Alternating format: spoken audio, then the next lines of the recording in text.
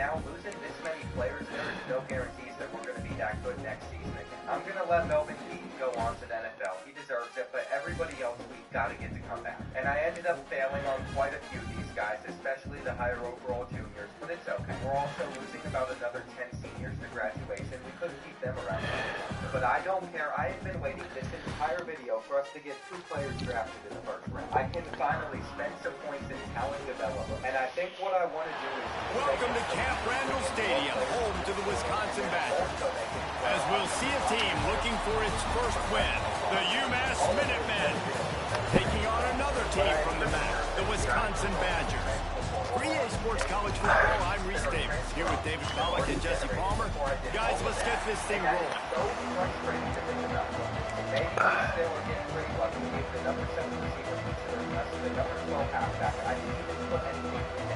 But you know what, we're going to take our time. The Badgers will get us underway with the opening kickoff.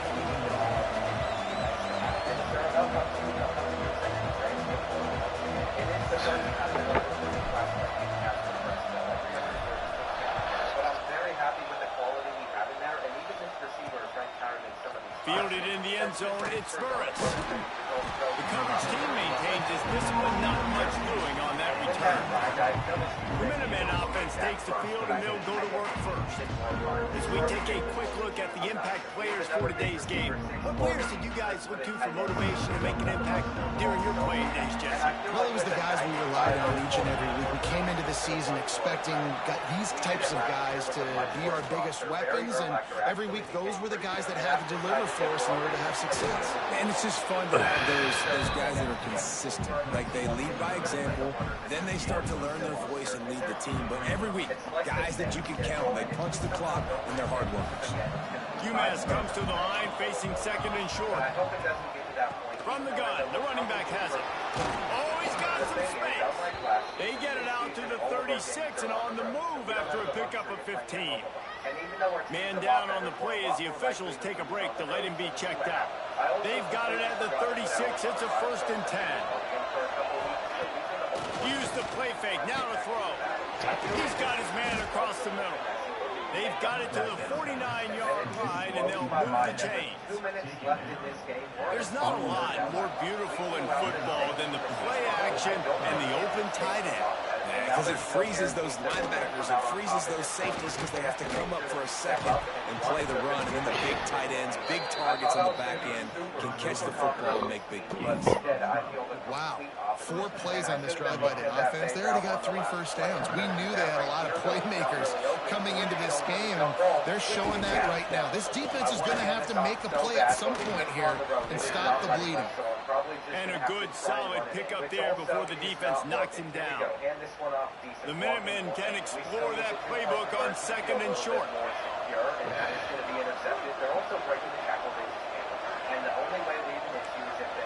They'll send the back in motion.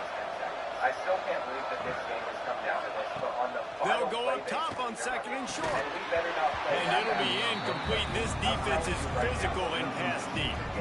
This defense has a lot of speed, especially in the secondary. You saw that speed. That defender got to that receiver so quick, and because of the hit, incomplete pass.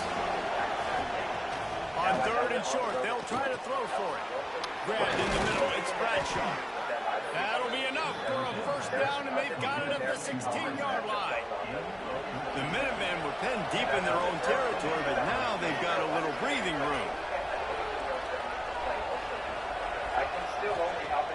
Off the play fake on first down, the throw. He wants it all. He's got it in the end zone. Touchdown, Minutemen. Getting set for the extra point after putting the scoreboard to work for the first time. One of the areas they really focused on with this receiver in the offseason was we need you to make more plays for us in the end zone. When we're taking shots, we need you to be able to step up and make tough catches. David, what a grab right there. Man, I think a lot of that has to do with trusting your guy, knowing where he's going to be, knowing when he's going to sit down, when he's not. So being on the same page, and then having a guy that can go get it. Just when the ball is near him, he's going to make the play, just like he did right there for 6 points. The Badgers offense will try to get something going with their first possession. When you look at the matchups in the passing game, you might think that this guy's going to be overmatched at corner, but I think he's really looking for the opportunity to prove that he can match up with one of the nation's best. Yeah, and this receiver always wants the ball. He especially wants it there today, considering what he's up against. He told us coming into this game that he should be able to dominate and get a lot of looks. This defense is going to have to find ways creatively to get this guy matched up and covered. They're probably not going to be able to do it with just one guy. Huge play there into plus territory. They'll mark him out of bounds at the 46. And the Badgers, after ripping off that huge run, let's see if they can do it again. They're going to go right back to him on first down. Looks as if we have an injury on that last play, and we'll take a break to check him out. And guys, this is a great time to take a shot if you want on second and short. Leaves it with the running back. They bring him down, but not before he's able to pick up the first down. I think it's really important for this offense. They get this guy going early in the game, and they're doing a nice job of that right now. Remember, he's the kind of running back who gets better as the game goes on. That's a really good omen for this offense, considering his success now early. Out of bounds after a big pickup on the play, just a couple of yards short of the goal line. Get the big-time receiver involved early in the game. That's a huge key for this offense, no matter who they're playing against. But you can see, with his size, with his ability after the catch, this guy is a weapon, and he's putting this defense on alert early. And he'll be stopped for no gain, still sitting at the 3-yard line. Looking to fire. Into the end zone. It falls incomplete. He was trying to find his man for 6. That last incompletion is a good example of why your timing has to be so good as a quarterback, because the windows, they open and they close so quickly in this part of the field. Looking to the end zone on 3rd and goal. Right through his hands. He had a touchdown and just didn't look the ball in. It'll be 4th down. From the gun, looking for a man. They got him for the sack, and they'll get the ball back after the 4th down stop. And it literally took me playing just 2 plays for us to overcome a 2-possession deficit. It'll be a draw. Makes a man miss. Finds a little bit of space. He'll get 3 out to the 15. And those body blows really, really matter. Like, I want to be able to hand the ball off to my running back 10, 15 times a game. Make the defense tackle them, wear them out. Sometimes these 3 to 4 yard runs, later in football games, they turn into 5 to 15 to 20-yard gains just because of the body blow effect. They go to the ground. Danced his way through traffic, pick up a 4 to the 19. And those little runs, man, they don't look great in the box score, but I love when an offense stays on schedule. It makes those 3rd downs more manageable, easier, harder to attack me now from the defensive. And he gets there, and they get him down at the 14-yard line. UMass will line up to punt it away. They'll have to boot it away for the first time tonight. First boot of the day is on its way. He was called on 3 times in that loss last week. Return's going to get it up around midfield. He'll be down at the 49-yard line. Here comes the Wisconsin offense to go back to work. That last drive was promising at times, but stalled out, and they turned it over on downs, Jesse. I think they got to do a better job here, just being better early in the downs. On first down, finding positive plays. Yeah, and it's frustrating when you move the football and get stopped on the other side of the field and get no points. But they've had some success, and I like the aggressiveness. They just got to cash some of these drives in.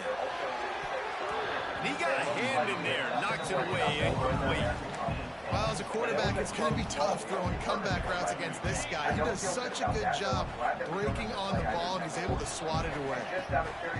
3rd and long, and he'll try to throw for it.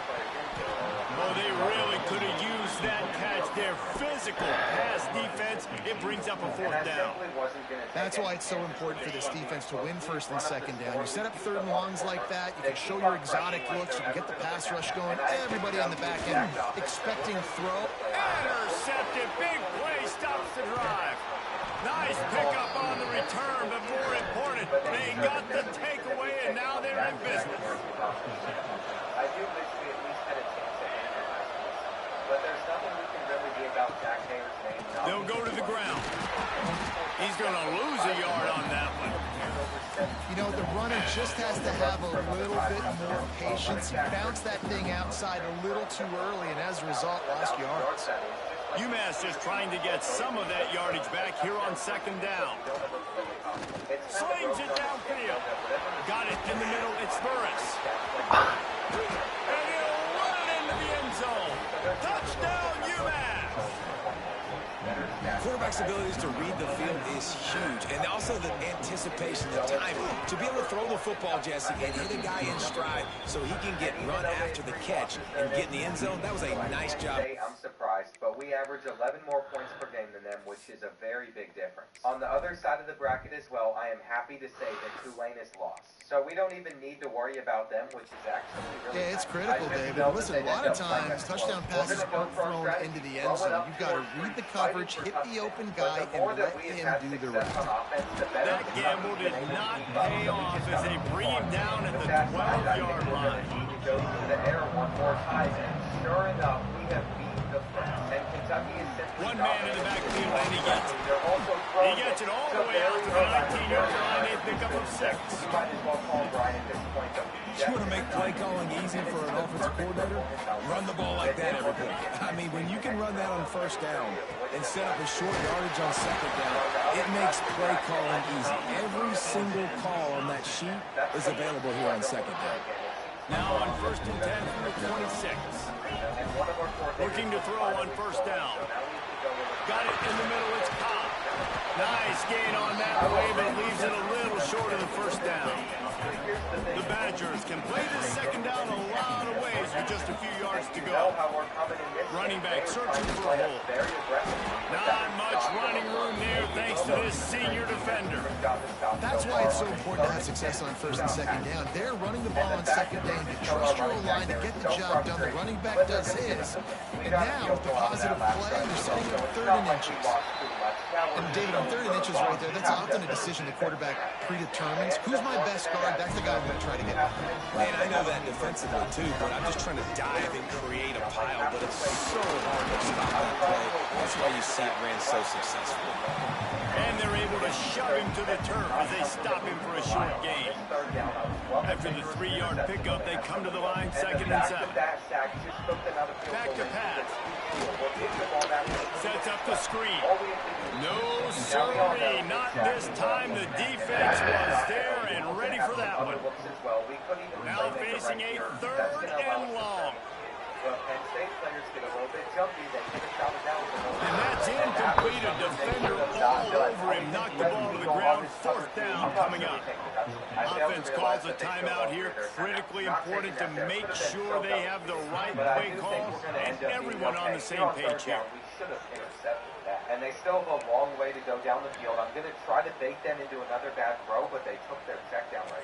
Well, they haven't been able to get it done on 4th down so far today. They've missed on their first 2 attempts. Is the 3rd time the charm. Makes the grab. He's got a 1st down. And that's where they'll mark him, but a very productive play, and they'll move the chains. Time winding down in the quarter as they come to the line. They're going to run it. There he goes. And a good pickup there. They'll move the sticks for a 1st down. Let's see if they try to get another snap before the quarter expires. Both teams wanted to establish the run, and they have done exactly that in the 1st quarter. With a wide receiver room like this, I feel like we need to be able to take it home. I'm also starting a low ball tight end. Big turning point as we head into the 2nd and get this game rolling again. So they'll go no, not yet. After changing into the field.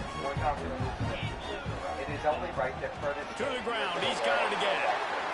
Jukes his way for more. Really good job by everybody there. Well blocked. Good run and a 1st down. Really good looking run right there. He reminds me of one of the greatest Wisconsin players of all time. Heisman Trophy winner Ryan Day, who was a teammate of mine with the New York Giants, and he was so good at being patient and setting up. Makes the grab in the end zone. Touchdown, Wisconsin. A soul-crushing, spirit-breaking, and it ends in a touchdown. And listen, I know everybody wants the big plays, the big, long touchdowns and all that stuff. But putting a drive together like that is very difficult to do time and time again, and it's demoralizing for the defense.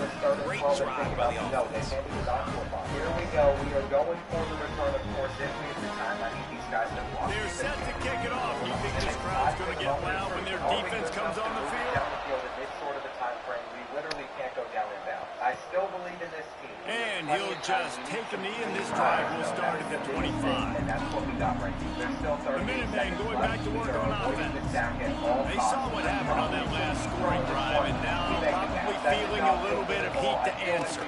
Looking for a gap. It's good. Out to the 36-yard line after gaining 10 on that one. Man, who says you can't run up the middle anymore, right? Everybody thinks, I got to make big plays. I got to go way out to the left, way out to the right, way out in space. Nope, right down the middle. Nice blocking. How about the running back? You could tell the speed, the wheels, does a great job getting down the field, making a huge rushing play. And he's brought down after a nice gain. They'll snap it from the 47 on first down. Use the play fake. Now to throw. Here's a heat. Pressure is effective from the defense. They knock him down just behind the midfield stripe at the 48. The defense just simply not fooled by the play action. Oftentimes as an offense, you're hoping the run fake's going to slow down those pass rushers, but man, oh man, they had their ears pinned back. Got a little space. Pulled down for the tackle. The Minutemen come to the line on 3rd and short. Defense going to jam these receivers right off the line. Knocked down in the backfield, and that'll bring up 4th down. And that's what makes this defense so difficult to run against. They've got guys up front that just push offensive linemen backwards. They basically push the blockers right into the lap of that run. Absolutely perfect. And that lead grows even bigger. And let's check in with Kevin Connors in the studio. Kevin? Guys, one of the biggest games of the week is playing out right now. Let's check in on this top 25 battle. Alabama is in the unusual position of having to come from behind right now. But there's not a soul who doesn't believe the Tide can't roll back into this one. It's a touchdown game. They're trailing by 7 to Notre Dame. Games like these just mean more in the SEC, and we'll circle back if anything big happens. You should see. Oh, and how about that? I know Kevin and those guys will be keeping an eye on it for us. That's a good-looking run there. And if you're going to be RB1 for Wisconsin, you're going to be pretty talented. Because you think of the guys they've had in this backfield in recent years, the Heisman Trophy winner Ron Dayne, Monty Ball. How about Jonathan Taylor that's getting done now on Sundays? This guy's got power, he's got speed, he's got shiftiness, he's got all the tools you need to be successful and play on Sunday. Fires to the big fella. And an absolutely fearless tackle, giving up size, still got him on the turn. And the Badgers lining up, just needing a few tough inches on 3rd down. He'll go to the sneak. Now from the 36-yard line, it's 1st and 10. Here's the handoff. They can rely on this guy to pick up solid yardage when they need it, and he's out to the 43. And winning first downs is a priority for a defense, and you can't get bludgeoned. You can't get physically beat at the point of attack. You know the percentages. It's usually pretty good on first down that they're going to run the football. So then getting late, getting in 2nd and short, not a good job by this defense. And not much doing there as that defense runs him out of bounds. The Badgers come to the line trying to find a way to convert on 3rd and very short. They'll try to move the chains on the ground. And he's to the 48-yard line. That'll be good enough for a first down. Nice job by this offense converting the 3rd down. Listen, 3rd and short, they know you're going to run the football, and they still did a great job being physical. 3rd downs has been such a struggle for this offense. Bottom 50, one of the worst in college football. Nice job on that play. And the Badgers come to the line with a fresh set of downs. That's going to come into play whenever we decide where this ball goes. From the shotgun, they'll run it. Across the 25, he's got room. Touchdown, Badger! And once he found open space, the band might as well start playing. And a huge run from the back for 6. Man, it's nice to have a running back that can do that. That makes everything else easy on offense. Hey, hand it to that guy, he makes a big play. Yes, please.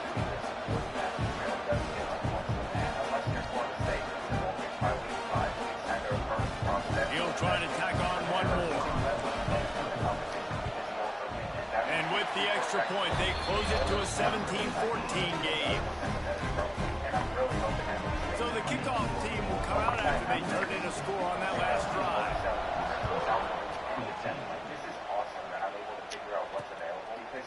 And it'll be a touchback. The ball will come out to the 25-yard line. The UMass offense returns to the field. Man, how comforting is it to know that even if your offense stalls out a little, Jesse, and the pass rush is effective, and they tackle him at the 19. And he just got the on-Wisconsin call and went on into the backfield to pick up the sack.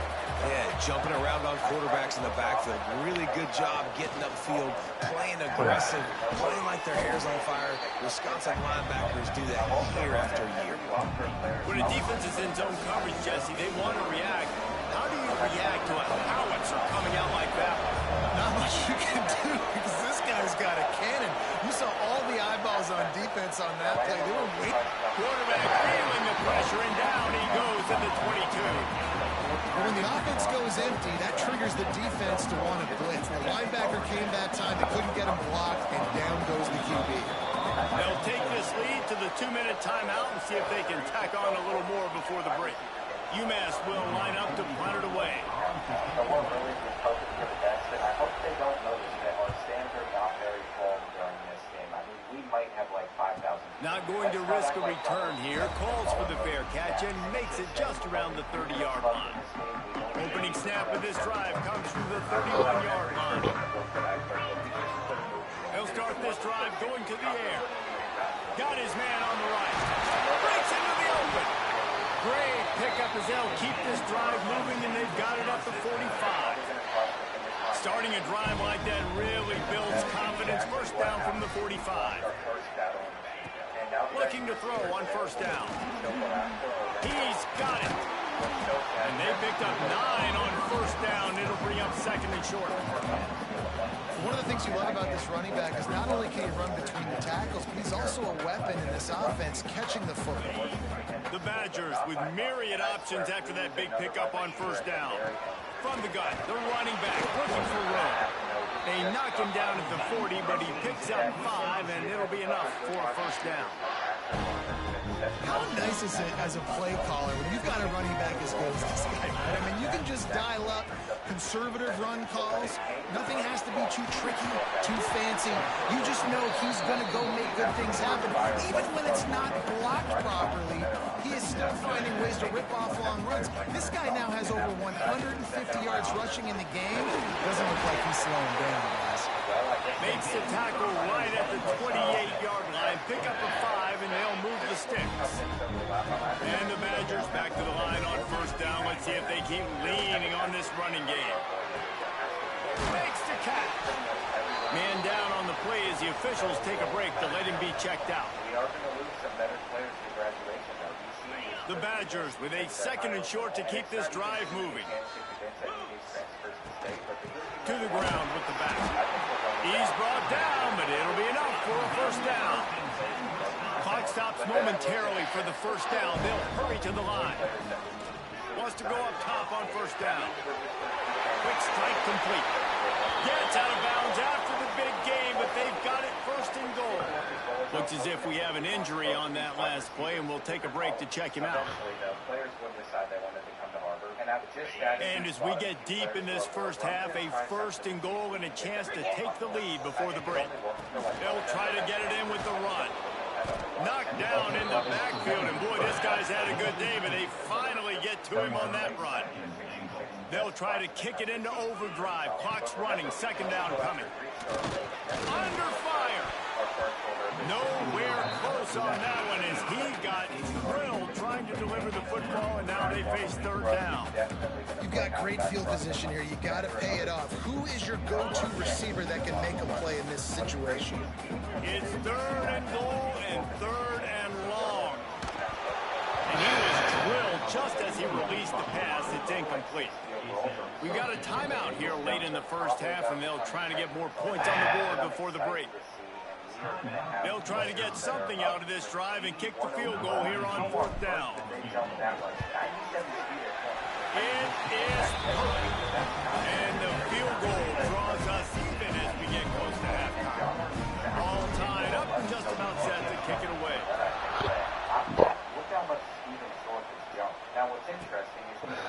And he'll just take a knee, and this drive will start at the 25. This late in the half, here's the question. How aggressive will the play calling be? Out of the gun, the inside handoff to the running back. They'll use a timeout right before halftime. Maybe time for one or two more plays. Running out of time here in the first half. They're going to have to be efficient to put some points on the board before the break. Wants to throw. He's working against the clock. He's going to let one fly down the middle. And how about that? What the doctor always ordered, an explosive play to the 40. And as the clock is winding down here in the first half, they'll send out the field goal team. He slides that just inside the right upright. And guys, after the field goal, now they have the lead. We played 2 quarters here. Time to go to Kevin Connors in our halftime update. Fellas, yeoman's work so far in Madison, and welcome in to the halftime update. And this has just been a passing clinic, really, by both offenses. They've effectively stretched these defenses, forcing the secondaries to cover every blade of grass, and they've still racked up big plays. Man or zone, pick your poison, or lay some blame at the feet of those pass rushers who can't do anything against the maulers on that offensive line. And with that, let's head back to a great scene there in Camp Randall.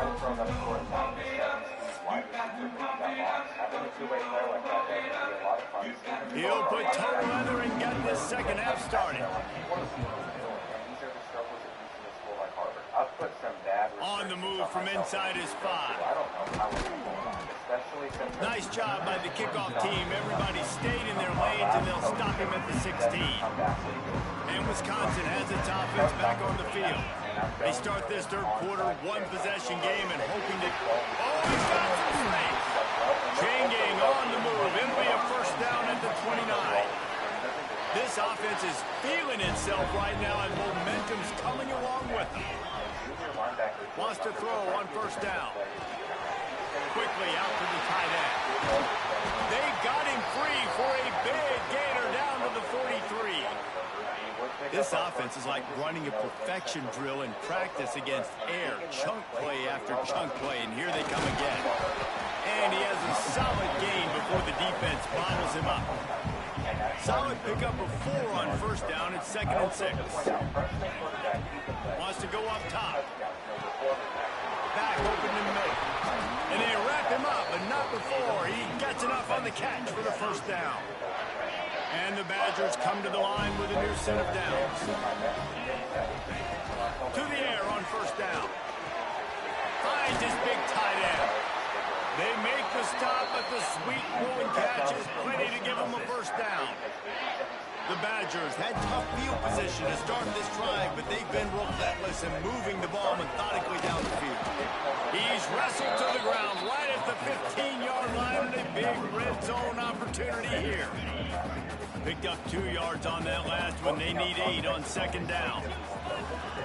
Looking to fire. Firing to the right, complete. They make the stop at the 2, but he's got enough to give them a first and goal. And a great job by the QB, finding the running back, get him the football where he can do some damage after the catch, and most importantly, get the first down.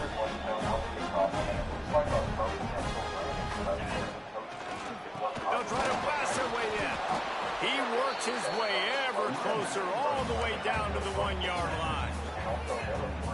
The Listen, the offensive coordinator's best friend in the red zone is the running game. Make guys commit near the line of scrimmage so I can throw behind. This defense is good, but I'm going to challenge them. I'm going to try to be the more physical team. I love the play call. I think you keep running the football and stay physical. Man down on the play as the officials take a break to let him be checked out. They got stuffed on second down, and still they need 1 yard here on 3rd and goal.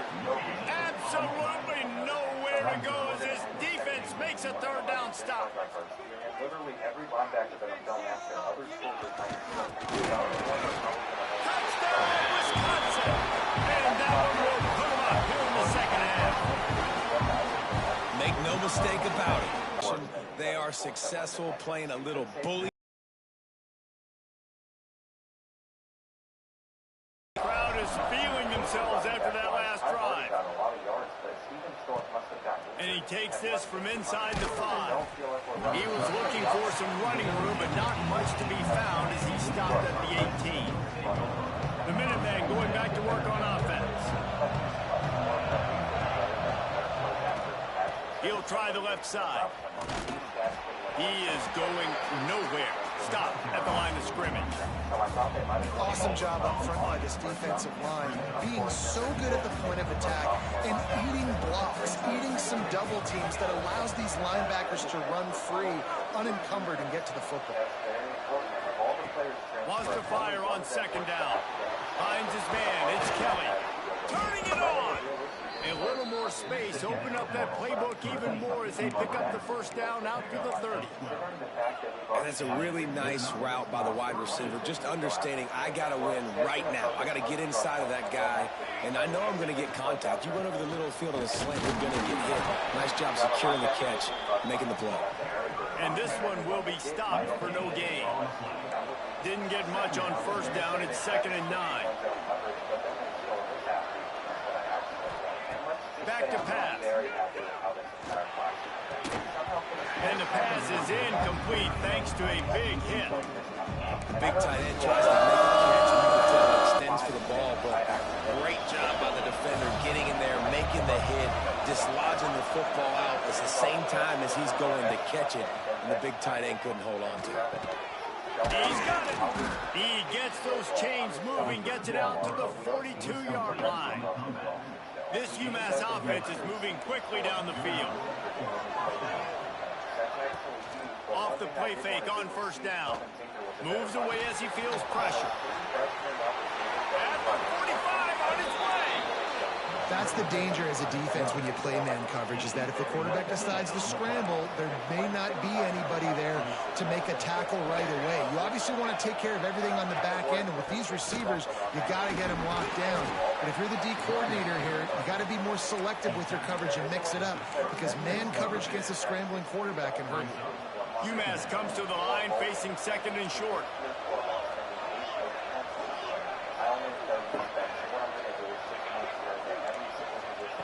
Wants to go up top. Oh, they're after him. Grab behind the line. It's Washington.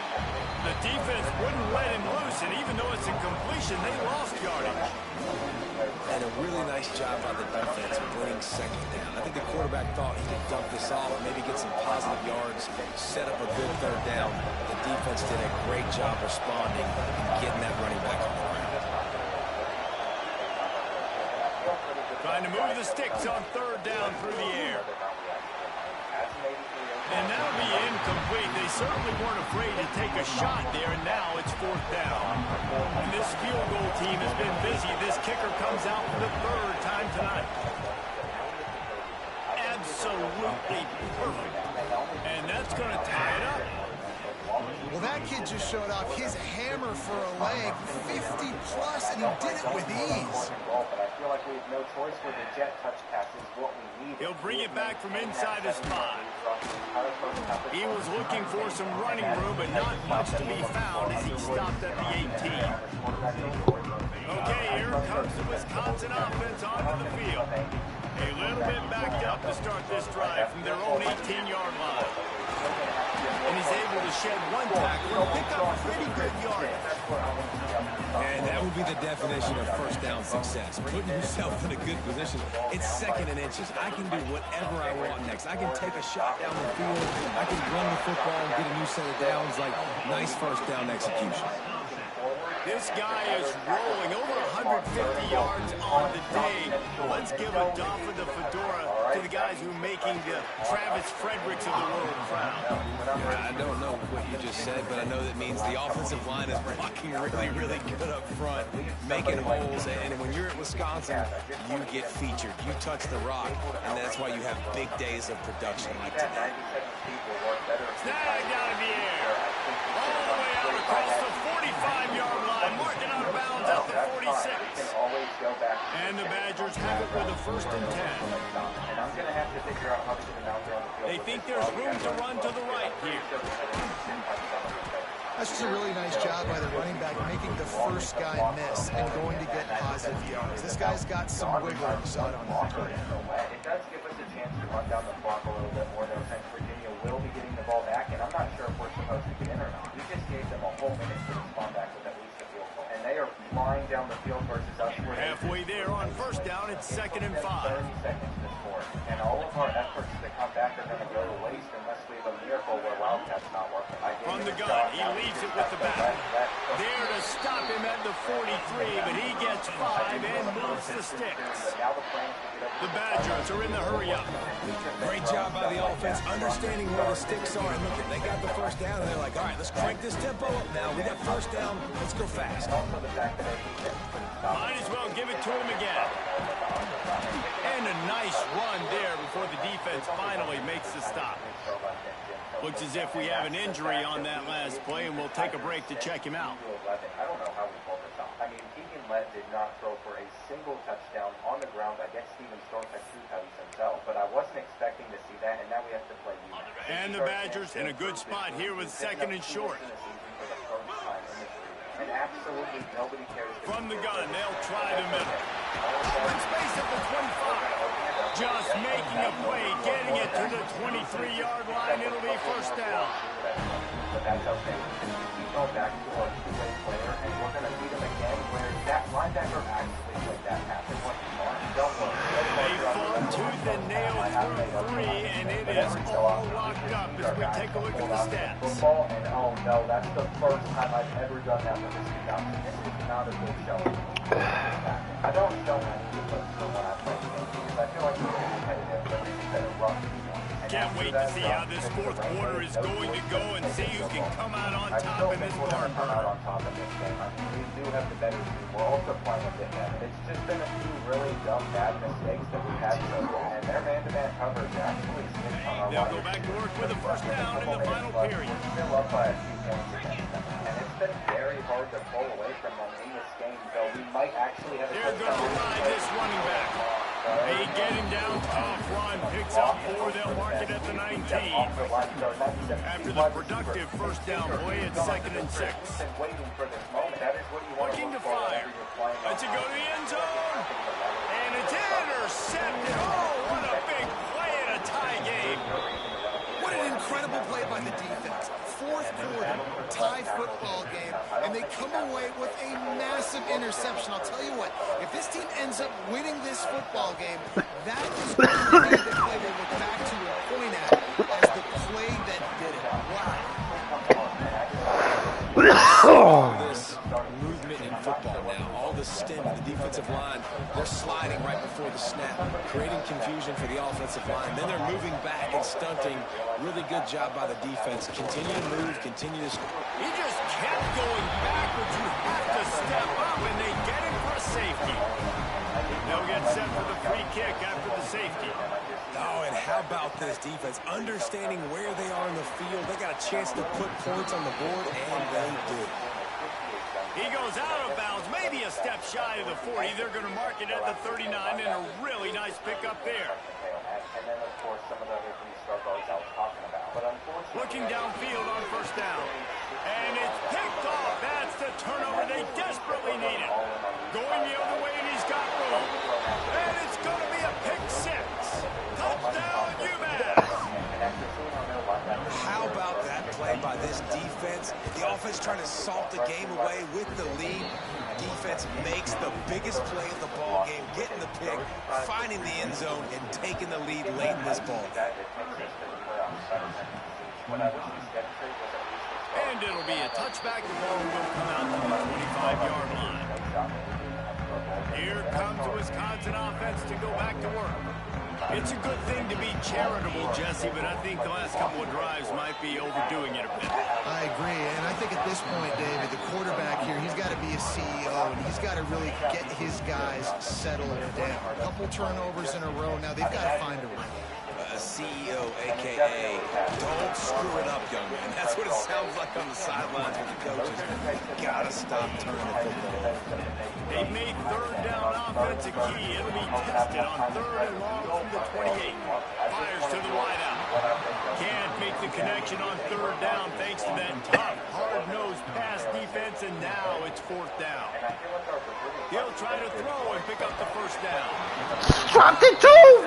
Ball, and they'll turn it over on downs. And they are stopped on fourth down. That decision will be questioned.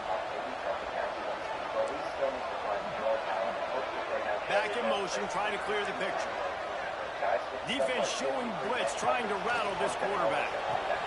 Catch in the middle, it's Bradshaw. How about picking up tough yards like that as he gets to the 22? The Minutemen can explore that playbook on second and short. Back to pass. Pocket breaking down.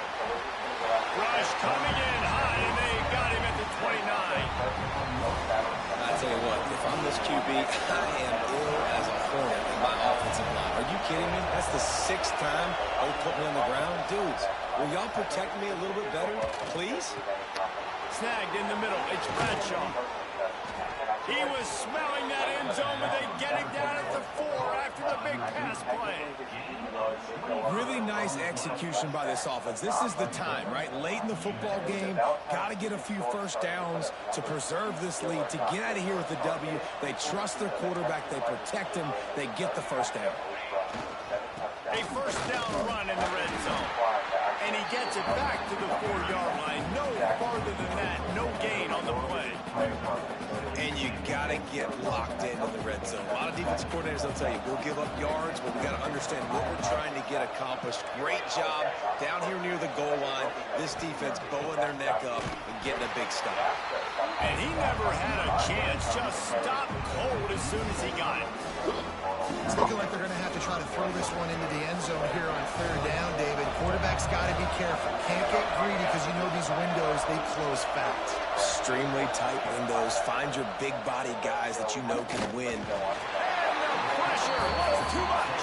They get him at the 15. So here we are on fourth down, and this field goal kicker is going to face all the pressure in the world. He splits the uprights and puts 3 on the board. Now the opponent has to score a touchdown here in the fourth quarter. That put so much pressure on the opponent. Nice job by the special teams going out and executing in a big moment.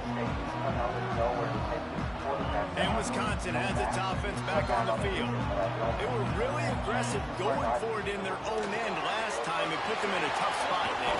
Yeah, aggressive, reckless. They got to find the balance with this offense to really be productive. And last possession they went for it. They rolled the dice, Palmer, and it didn't work out for them. Yeah, if you're better on third down moving forward, though, you can keep yourself out of those situations. Nice move. Create some space. They'll get him stopped at the 45, but it's a big 15-yard pickup and a first down. They moved the chains on the ground last time. Let's see if they try to hit him up top. And his throw is incomplete. Yeah, I don't know if the quarterback got confused on first down. He might have thought the defense was going to be in man coverage that time, but they were in zone. They fooled him, and just didn't seem like he had his eyes in the right place, was forcing that ball to his intended target. The window way too small. The guy was not open, so that didn't have that chance to be complete. Didn't pick up a lot there. Moved it forward just a few. This feels like 4-down territory, third and short from the 40.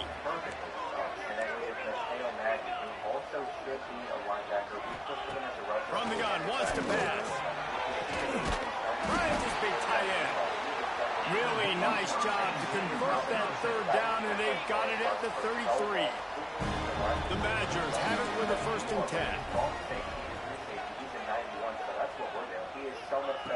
Looking to throw on 1st down. It's complete to the right. And they pick up just a few on that completion.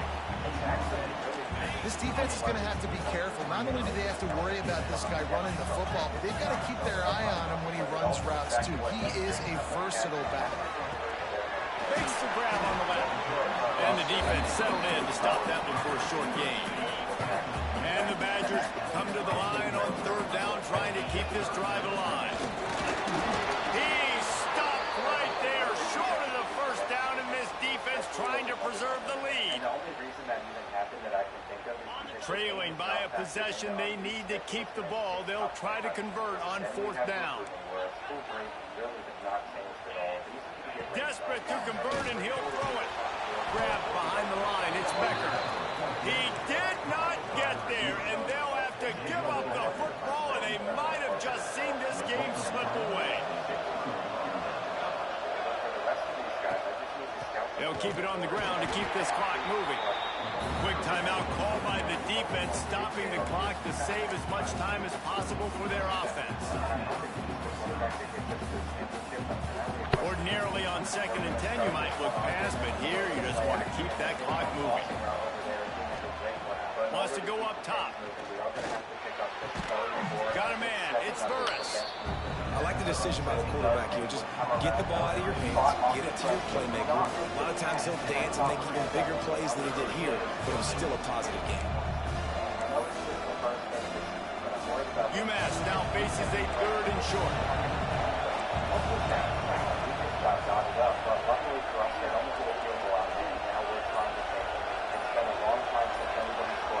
They'll move the tight end.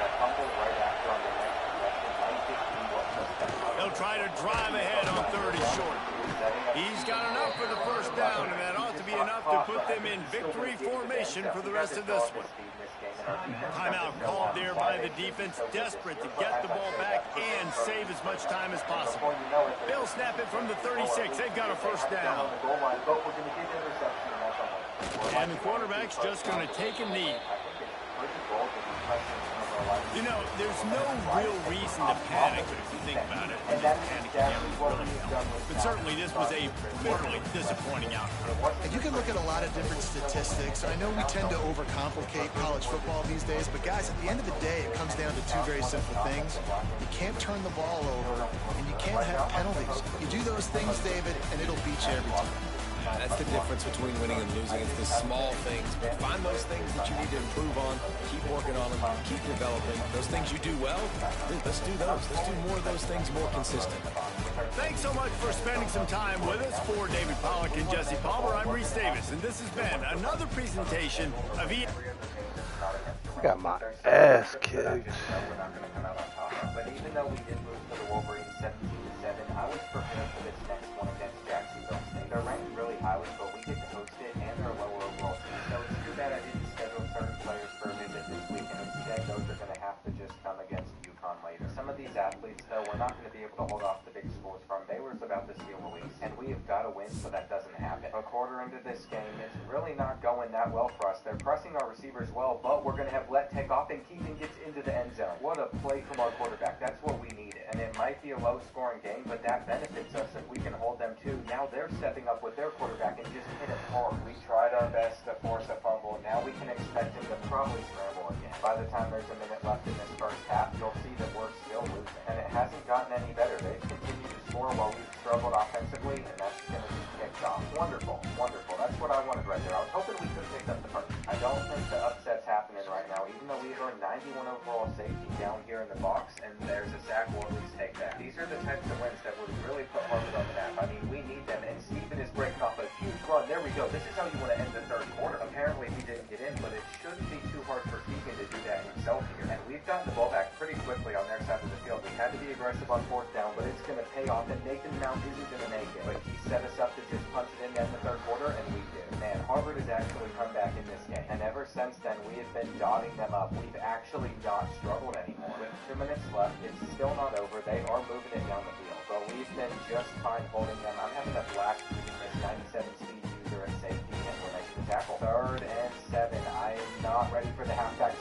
were still going to get over to their running back. And we were there, we just couldn't hold them. Now they got a little bit of an RPO action or something going on. We had an interception, and that actually might be the moment that we blew this game. Why didn't he catch it? I mean, now they're in hurry up mode. They're probably about to run it up the middle. I'm not even sure who I'm stuck on, but they didn't get in, and this could be an insane goal line hold. Come on, get up that gap, make him trip up. The game is over. Jacksonville State, you have come out way too aggressive trying to get a stop against us. Did you really think that was going to happen? No. I thought we had an easy touchdown. I was just going to throw it and end the game right there like we did in the last one. But instead, we've given them a chance to stay in it, and they're going to pick up the fourth down. They could win with a touchdown. This is the worst show in channel history. This is actually the worst thing I've ever done. I mean, we're getting a sack too, but this just doesn't feel good. I mean, they could really end it right there. I have an interception. I'm really stressing. It is third and goal now. 8 seconds left on the clock, and I was stuck. I couldn't get over to it. We have actually lost this game unless we somehow just bomb them on this last play. Wait. We might actually bomb them. You all can't say anything in the comments. Why are you pressing? We've won.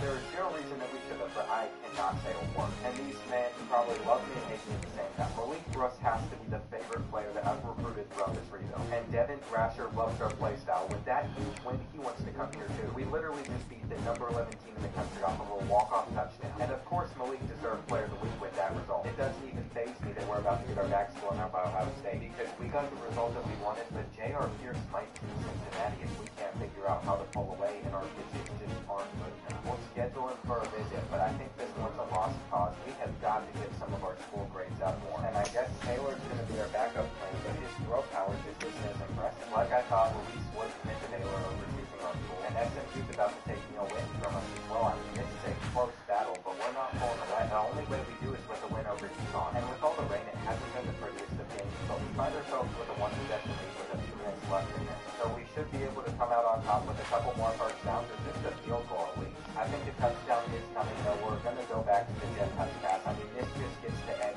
so well. We're in the end zone. And now the real question is whether or not the big game recruits are having a good time. I mean, they watched our defense put on one of the best performances that they've had all year, which doesn't always mean the game's the most entertaining one, but Neil Windy still wanted to come to our school. We also landed Juan at right guard, which is another line.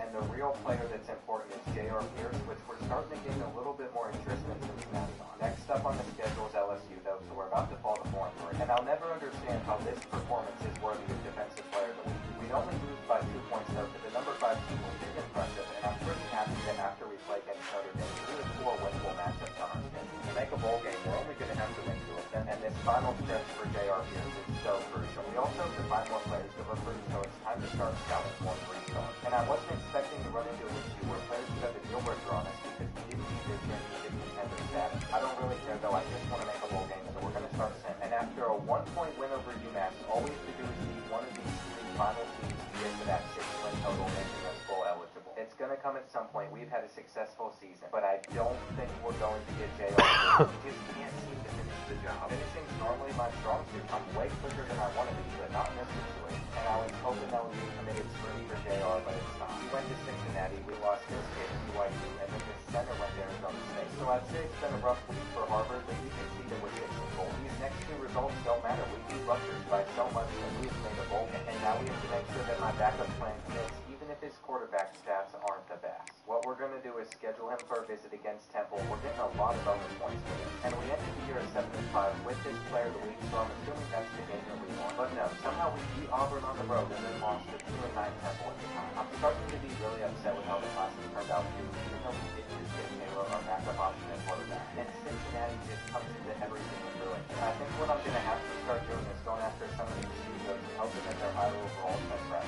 And I should probably start investing some coach points into the recruiter skill tree. I avoided it because we were capped off at only going after 3 stars, and the progression's been set to slow, so we only 30 to spend. But the second that we need one of these positions and just a little bit of help to pull away, I'm just going to have to go all in on. I could also fire one of these coordinators and hire somebody who thinks they're not progressing fast either. And I think if anything, our defensive coordinator who's blue has to stay, but then this offensive coordinator has to go. It never feels good firing a coach, but it's been done because we have to go from going 7-5 to actually making the playoffs. We would make the Myrtle Beach Bowl, and I know our logo is massive on this one, but that's the one we've got into, and it's against Central Michigan, who's only a 74 overall, just like Western Michigan. We don't have a coordinator for it, though, so we have to try to hire somebody quick. And we might want the villain on our team, Miles Miles Dillon is going to have a lot of stuff in recruiting and a little bit in motivator. He's literally a perfect fit, but we won't know if he chooses to accept the job or not until next week. And I can't believe on early National Signing Day, we only have 6 commits to Harvard. Now it's time for our super important matchup, though, against Central Michigan. And I didn't realize how close Coastal Carolina was to Myrtle Beach. That's where this one's being played on, the Teal Field. This is a unique stadium for a bowl game. You normally don't get to see this one, so I'm excited for it. It is raining, though, which seems to be a very common theme for our games, and I have somebody beat, but they got in time. Luckily, that hasn't mattered too much for us because of the 2-minute warning in the second half. We're only trailing by 6, and they've been pressing us the entire game, but they've also been able to get away with it until this play. We just took a lead over Central Michigan up by 1, and you best believe that I'm going to continue to try and extend it. If they're running coverage like that, we should be dotting it up. A couple of jet touch passes never hurt anybody, as this is what should make it 21-13, and we just ran away with the game from there. So unless they pick up this 4th and 10, it's all over. It's a 50-50 ball, and you know that we're going to get that interception. Harvard football is back on the map. We're having an 8-win season, and what a cool moment for Princeton fans. They probably never thought that they'd see this moment. Keegan Lett has led us so far, and he still has 1 more year left in him. So I'm hoping that we can get a playoff spot instead of just winning a ball game. That seems like something that could be manageable, and we have signed the villain. We have completed the perfect coaching. There's currently nobody on our roster that even wants to transfer out, and I can't blame them. Each one of us covers one specific field. The boots that we're about to get from Miles in recruiting are huge. I mean, there's so many different positions we can now put like 60 points on. And then our defensive coordinator, Dalton Dixon, has the entire tactician top 3 maxed out. Every single one beats his goal. That means I'm just going to keep saving my 40 coach points. I'm kind of hoping one of these 3 other trees come open, but they're not going to. And I think I've forgotten to check the Heisman winners recently, but this one was from Oregon. They didn't win it all, though. Nebraska ran back to the championship and lost to Georgia. And we're losing a lot of quality seniors that started for us, but the main loss that's going to hurt the most is Calvin Tinker. We finally put a player into the NFL, though. I'm so proud of that. And our options in the transfer portal aren't great this year, but we're still going to go after some of the 3-star ones. With 900 points to spend, I can even waste time scouting them too. And some of the JUCOs that I originally went after are starting to commit. The transfers, though, were hard to crack. A lot of them locked us out. And at the end of the day, I just have to hope that this class panned out in the right way. We only brought in 17 targets. I mean, it is hard going after only 3 stars, which means we're probably about to have our worst class yet, but this one's ranked at 65, and that's higher than 66. I really don't like a lot of these freshmen. I'm seeing 58 overalls, but I'm also seeing some 68, so maybe it'll all turn out to be just fine. And even the 58 overall athlete Greg Ivy is going to be a 68 defensive tackle and sometimes the overalls fly. I feel like this turned out to be a lot better than I was expecting, and we have filled up our defense even more than it already was with these athletes. The last one starts off as the highest overall. It's Taylor, and we know that we're going to put him at quarterback, but he's only 69 there, so no jump. And that's not good because in one season, he's not going to catch what Keegan Lett is currently sitting. I'm really hoping that this team jumps up a lot higher than just an 81 overall. And here we go, training results have put us at an 85, just like last year, but it's really hard to get any higher than that. If we're ever going to be on the level of schools like Notre Dame, we still have to improve a little bit more. And I currently have 40 coach points to spend, and I kind of want to flip the tactic. I spent 10 to unlock this tree, and then getting some of these rating boosts would actually really help our team a lot. I'm going to make sure we have a solid offensive line. And then the same should be true for our DBs. We're running a 3-3-5, so we have 5 out there on the field at all times. Now it's just going to take some time for our players to keep on getting better, and there needs to be a better display for depth traits because they are so important. Keegan Lett, again, only has an impact, so he's kind of capped out around the 82 range. And the same is true for our freshman quarterback, but maybe he could still see some big jumps. We will see how it all plays out. I'm just excited to use this 91. This field general ability is also super overpowered, so I'm glad it's and we have a star depth trait in Marcel Hitchcock. There are some studs on this team, but those players with normal depth you can really point out because they never improved much from their freshman year like Malik Brooks. And I'm ready for another really tough schedule. We have the number 2 and the number 3 team on it, but then some of these other ranked schools that we're facing off against are matched up.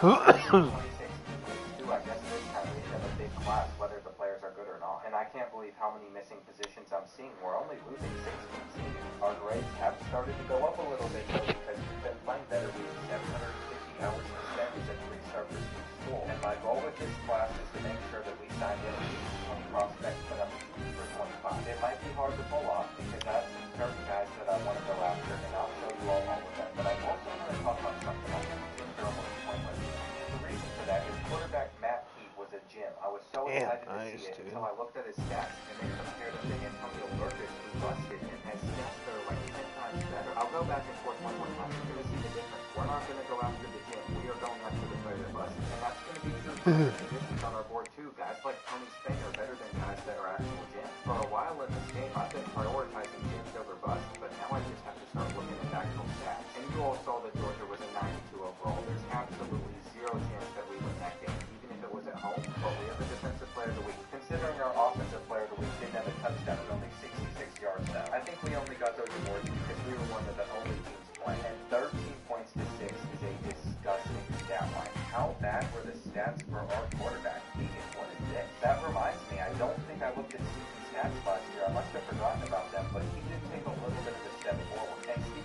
did the same thing, but none of these numbers are amazing. As for our receivers, Jay Nabin was the best one with 880 yards and 15 touchdowns. But he's not going to see the field much for us this year because he's all the way down here at wide receiver 6. It's always interesting taking a deep look at those stats, and we do get fans talking about that. So we can just advance past that after checking on the prospects that we're going after, and it looks like we have a lead on almost all of them besides staying that offensive tackle, and then this guy too. On the bright side though, there's no players that are at risk of transferring again, so we shouldn't have anybody losing the program, and we just have to get another tough matchup out of the way. We lost by 16. It didn't go great, but we should be able to beat Jacksonville State again, and then Ball State too, which would put us at 3-2. We really need that because two of the prospects that we're going after, we can't leave a deal breaker on because we're not high enough rated in championship contender. And it didn't take us too long to sign Dean Okafor, a wide receiver that hits 95 speed. I'm seeing our championship contender drop the charges over must have lost to Jacksonville State. And I might need to step in just to make sure that we don't lose another. I mean, currently things are not looking good, but what I can do with all the additional hours I have at the moment is just schedule a visit for Stanford. There's a big bonus and everyone loves academic pursuits. So maybe they'll commit after that game. We just have to get these players off the deal breaker, but we have a long way to climb. Our current task,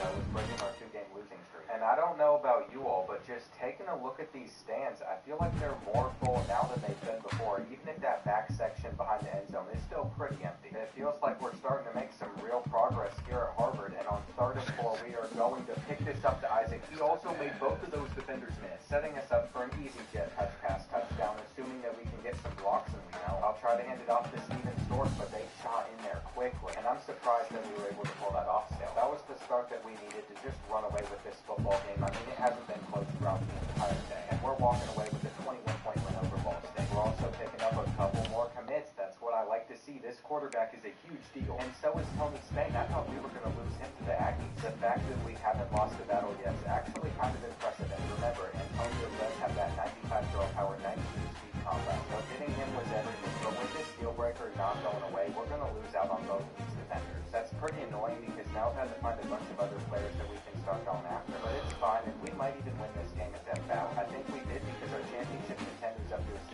and the fact that Alex Income won offensive player of the week in our conference with those stats is nuts. Being an independent school has its benefits though, because we've gotten a lot of awards and our prestige is also pretty good, so it's safe to say that it really hasn't affected us. I mean, the game thinks that independent schools are our top 5 conference. Here on this night matchup, we have a chance to get onto the board first and take the lead over them. That's what we're looking for. But I was too passive on that 3rd down, which means we're going to have to take our 3 instead of going for 6. That might actually come back to hurt us. We have to score on this drive, I think. I want to take a lead over them before halftime, and this is a good start. We really don't run the ball as much as we should, though, and it seems like that ref's almost simulating everything. But it ended up working out. We're up by 3. The problem, though, is Stanford has scored again. It is 14-10, and I am going to try to take it deep against them, but that corner played it so well. One thing about playing on Heisman is even if you have a super fast wide receiver, they don't normally toast the DBs. They're smacking everything down. And this is such a bad play call on 3rd and 10 unless we get the blocks that we're looking for, but we did, and we are out of there with Nathan. Nathan is going to take this one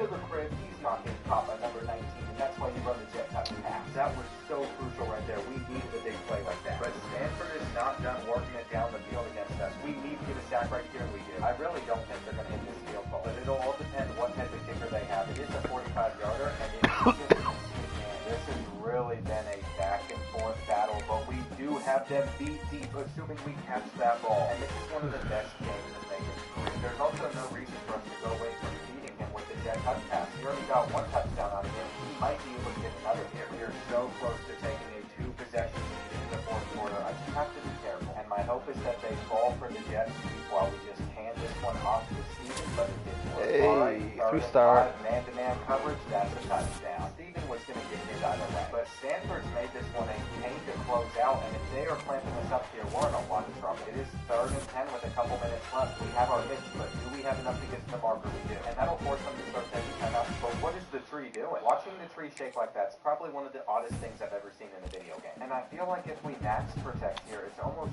smarter to pass the ball. They have everybody down in the box, and we have a touchdown. That is going to be another one for David. He's having such a good game. What a game from the Crimson. That is exactly what we needed on offense. And Jay Maven really went off. That stat line's nuts. We also landed cornerback David Cookus. I really hope that players aren't cooking us. That's not a great name. And of course, Jay Maven won National Offensive Player of the Week. I don't understand how he gets on the field so much as a 74 that doesn't improve, but I think it's because he's our slot wide receiver. And this is another winnable game that could move us up to 5-3. Unfortunately, though, as we advanced the week, we did lose this JUCO right tackle to Kentucky. So we finally lost a recruiting battle, but Jay Nathan went on again. It looks like we're actually going to make the playoffs this year. That North Carolina game could be tough, though, and the one against Notre Dame. So who knows what will happen, but we just have to keep taking care of business. I figured all that success would have led to East Cole choosing us, but he didn't. And we won again, sitting at 6-3 and moving up to a B-rated championship contender. I mean, every week it seems like we're winning independent offensive player and defensive player of the week, which has kind of been the case ever since week 5. We've either won the Big or at least one of them, so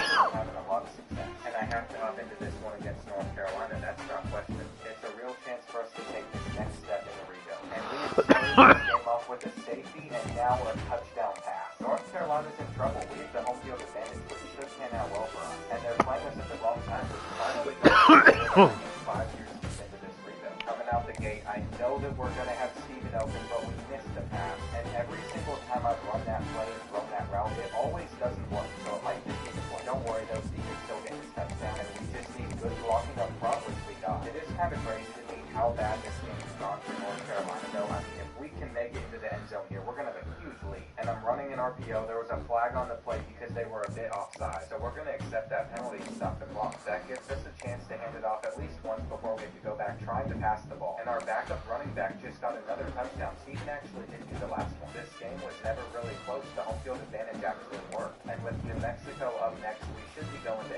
83. 34-13 was the score, and we have a bye week before our huge matchup at number 14 Notre Dame. But at the moment, we're not even receiving votes for the college football playoff poll, so it might be a pipe dream for us to make it to a top 12 spot. We did get lucky that after our bye week, so we finally moved up the poll. But Notre Dame lost, which means this would need to be a quality win that would move us all the way up to the top 20. I'm afraid we're about to get snubbed, and Clemson stole this tackle from us, which has been a common theme. Big schools come in late on some of these prospects and just make it so we're not going to land. This is probably our biggest matchup in this video. I haven't played at Notre Dame College Football 25 yet, so I'm actually really curious to watch this whole pregame presentation. And this looks absolutely sick. I love how they've done all of this. Schools like the Irish deserve special treatment to make the intros feel even more special. And they're even praying before the game. They must know that they're going to need all the help that they can get, or maybe not. I'm taking a sack, which is about to lead to a touchdown. I'm not playing my deep zone right. I can't audible out of this run either on third down. We're stuck in it. But with all the home field advantage stuff going their way, we've stayed in this game, and on third down, we're finally picking something up. Things have been shaky. We haven't been able to hot route. We haven't been able to audible, but I'm still going to try to thread the needle, and it was just a bit off target. That was a really tough spot to put the ball. Not sure exactly what I was thinking, but we just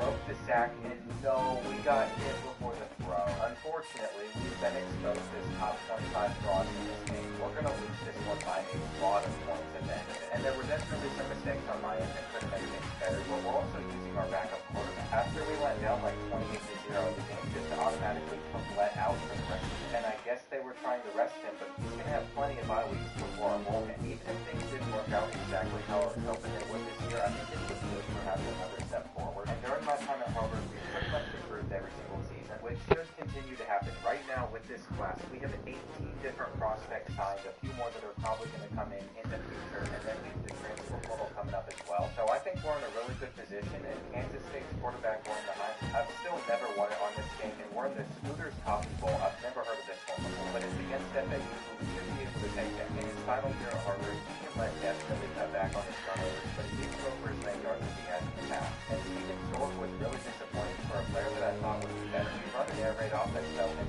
somehow Jay Nathan just keeps leading this team in receptions and yards. So we'll probably do that again next year. Let's get this bowl out of the way. I was going to play it, but I also trusted discipline and defense. And we did 38-30, which means we had to score a lot. I think Keegan Lett had a good send-away game, 300 yards, 4 touchdowns, no picks. But it's a shame that he tapped out around the 81 overall. Because he's been our starter for 4 years, it's only fair that I show all of his improvements. I mean, this was by far the best season. And the same is true for Steven Stork. He's been around for all 5 in this league. And it looks like we're actually going to finish as the number 20 team in the country, too. So that's exciting. We're around a bunch of other programs that have been much better than us historically. And your champion this season also has a Heisman winner on their roster. Once you start having success in Dynasty, it seems like nobody transfers out, but we did lose a lot of starting seniors. And I'm shocked that none of them got drafted into the NFL. We've got the transfer portal now, though. It is wide open for Harvard. There's a lot more players than ever before that we can go after. And we have 900 hours to spend, but we also have a board that is completely full for the first time. There are 35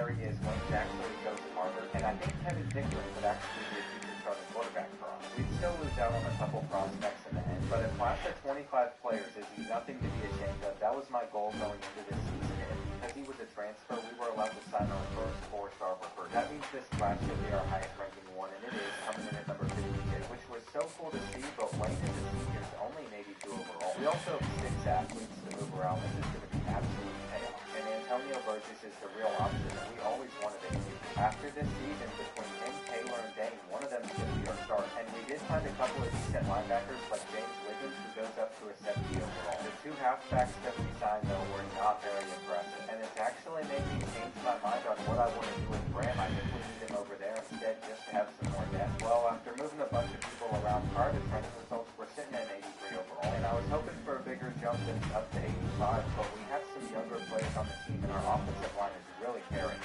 I'm not sure how we're going to take that next step from going from like an 85 to 9 and 14 to a playoff contender, but I guess it's got to be through player development, and I think I'm going to have to start a freshman quarterback. Let me look at some of these depth traits. We already know Taylor Canita's an impact one. That's like the second lowest, but then we have Antonio Burgess, the new freshman, and he's just normal. I think we have to rock with Taylor. He's the guy with skill general anyway, and it's kind of crazy that Damian never got to start for us, but he'll be a very good backup. I also want Hitchcock to continue to improve, so he's going to be our starting running back, and if there's somebody that I want around for a little bit longer, like Wayne, I'm just going to redshirt. We're in a tough spot right now, because I feel like we do have a good enough roster that could make the playoffs, but whenever you just schedule 6 top 25 teams, it makes it a lot harder to do so. We're also not going to improve these grades much farther or our future seasons until we do make the playoffs, so we have to make sure we get in the next 2 years. And I almost think I should be able to go after 4-star at this point, but a rule is a rule. We're going down to the 3-star, and we're sticking to this throughout the entire reason. We have player development here at home. Since last night, though, I've learned a lot more about player development just by talking with Bull on Twitter. And apparently the bust and fields do matter, because if you remember, Antonio was a bust, and that's why he is normal debt. If somebody's a gym, though, that means their development traits should be impact or higher, and that's why we're going to target a ton of them this year, including almost the entire starting offensive line. I don't even want players with normal depth either anymore. I'm just going to remove them from our board, because even if their stats are good, they're not going to get much better. And just like last year, it looks like teams like Cincinnati are getting away with us getting prospects that I want. Our first game of the season against Coastal Carolina on the road, and all it took was 1 win for us to be in the top 25. I think we're set up to have a really good season. We beat them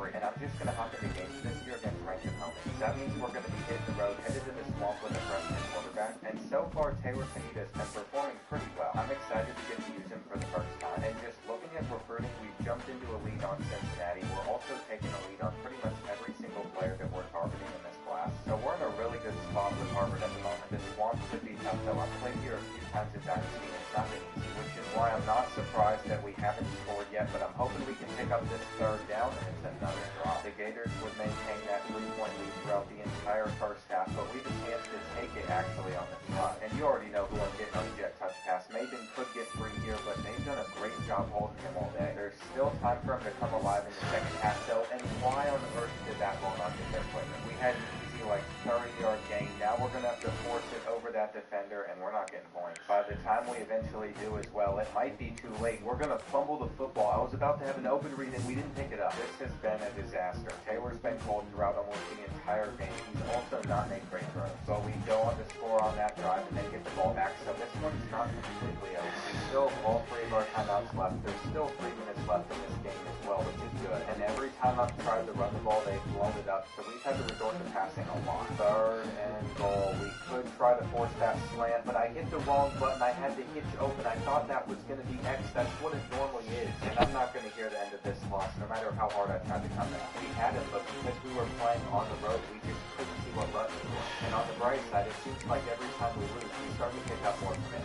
Now we have a few game stretch where replacement goal is full. And if there's any players I want around for next season, now it's the last chance I have to redshirt them, so that's what I'm doing. We are going to end up losing this left end of Cincinnati, though. They have stolen another prospect from us, and I'm not very happy about it. As long as we keep winning, though, we should be okay. And out of the slot, Jim Maven's always going to be our best receiver. He's been carrying our offense, and the reason that we're going into this Kentucky game sitting at 5-1, where if we go into Kroger Field and win, we could see ourselves jumping up into a top 15 spot. Then when it comes to recruiting, it's the same old thing. We're just ranking about every single prospect besides the one that we lost to Cincinnati. And here we go. We're both 86 overall, so this should be pretty even. My favorite team is standing between us and the playoff spot in this rebuild. And what a miserable one this has been. It is currently 3-10. We have not been able to score, but I'm hoping we can break that touchdown drought on this drive, and that's a great pass. Alright, it said they were going to send in blitzers, but they didn't, and we're still going to have to find Jay Matus. So we tied it up there, and to end the third quarter, we're going to try to hit this field goal to take a 3-point lead over the Wildcats, which we did. We're going to have to hold them to 3 ourselves, though, and they are passing. I didn't think they would on third down, but I bid down with the safety, and they have the corner route open. That makes this a legacy drive for Taylor Kaneda. He's got to get it out. And come on, we know that we want to take the slant on this play. We just have to wait long enough for it, and it's dropped. The game wants us to kick another field goal, but this is a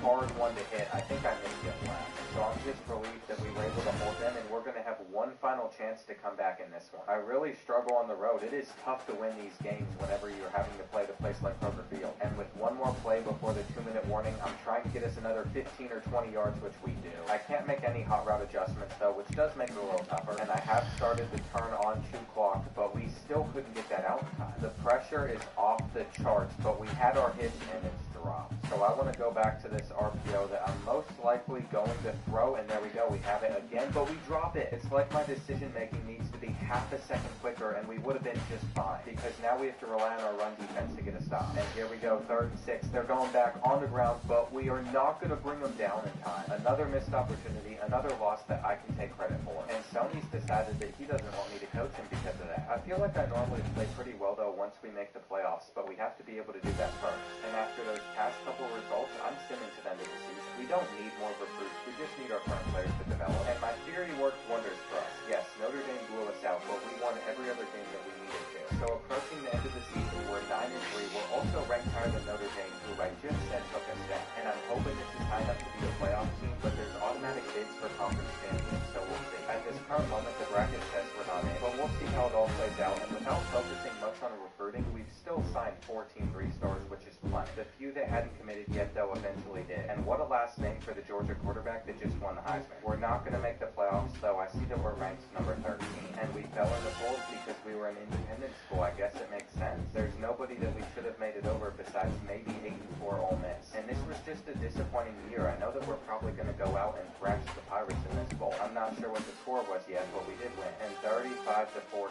Just like I thought, it wasn't even a contest where our freshman quarterback isn't playing. It was actually Damien that was on the field. I'm not sure if Taylor got injured or what, but mid-year somehow our depth chart has our starting quarterback down here as a backup. And that caused him to not get much playing time, which we needed him to if we wanted him to develop. And instead it went to the senior that's going to be gone. That is not good, and our second leading rusher was somehow one of our wide receivers. While Jay Maben's thrown out with a bang, over 1,000 receiving yards, and then behind him we have a junior in Greg Isaac that almost had the same now. By now I probably should have fired Miles Dillon just to get in another motivator or tactician, because all that matters to me is we eventually make the playoffs, and it's not even still in the win. I don't know how that happens, but the championship game was between TCU and Ole Miss. TCU came out on top. And I guess if you're really curious how far the other colleges went, you can connect the dots by looking at some of these records. Even if there's a few things that are unpolished, I still love Dynasty so much, and I know there wasn't on fixing most of the bugs. It looks like we have 2 players going on to the NFL, but our left guard did not make it. And I take that back. He wasn't supposed to be drafted, but he still got that phone call in the 5th round, and that's what you love to see. Now we have the transfer portal coming up. I think I've signed every 3-star that I've wanted for depth. So if we're going to go after anybody, it's going to be the guys that are ranked super high, but we don't have the option to go after anyone better than 30 bids, and that's not great. With over 1,000 hours to spend, I scouted every single one of these players, but I didn't find any gems. So there's not anybody that I want super bad, and I'm not going to be upset when some of these players choose other schools. We still got quite a few people. I mean, I'm happy about the guys we landed, but I'm just not sure how much of a difference they're going to make until I started looking at their stats, and Johnny Stockton might be a starting wide receiver. I might need to take the transfer portal more seriously in the future, and we signed a 62nd best class. It's all been around the same range, but I think we've set ourselves up nicely, and we'll see how much our overall jump. I'm also going to take my 40 coach points that I haven't been spending. We've only reached level 19 and start putting them into tactics and things. So all of these bonuses should help us a lot. And the only thing I regret is having that whole because it's so focused on the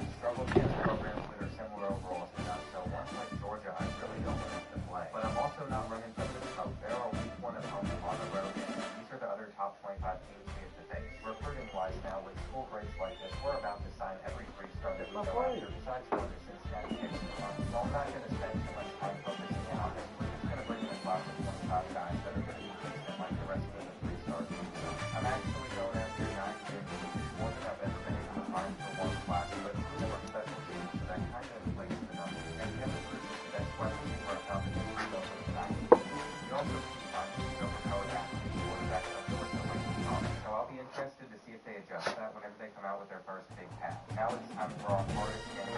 I feel like we could let this one on the road course, and we hope they do a field goal on their first drive, which they are going to make. However, I think we just got the penalty run where we're going to hit the kicker, they're getting the first down. And I had zero control over that happening. That would then lead to a touchdown, and we just got off to a bad start, trailing 7-0.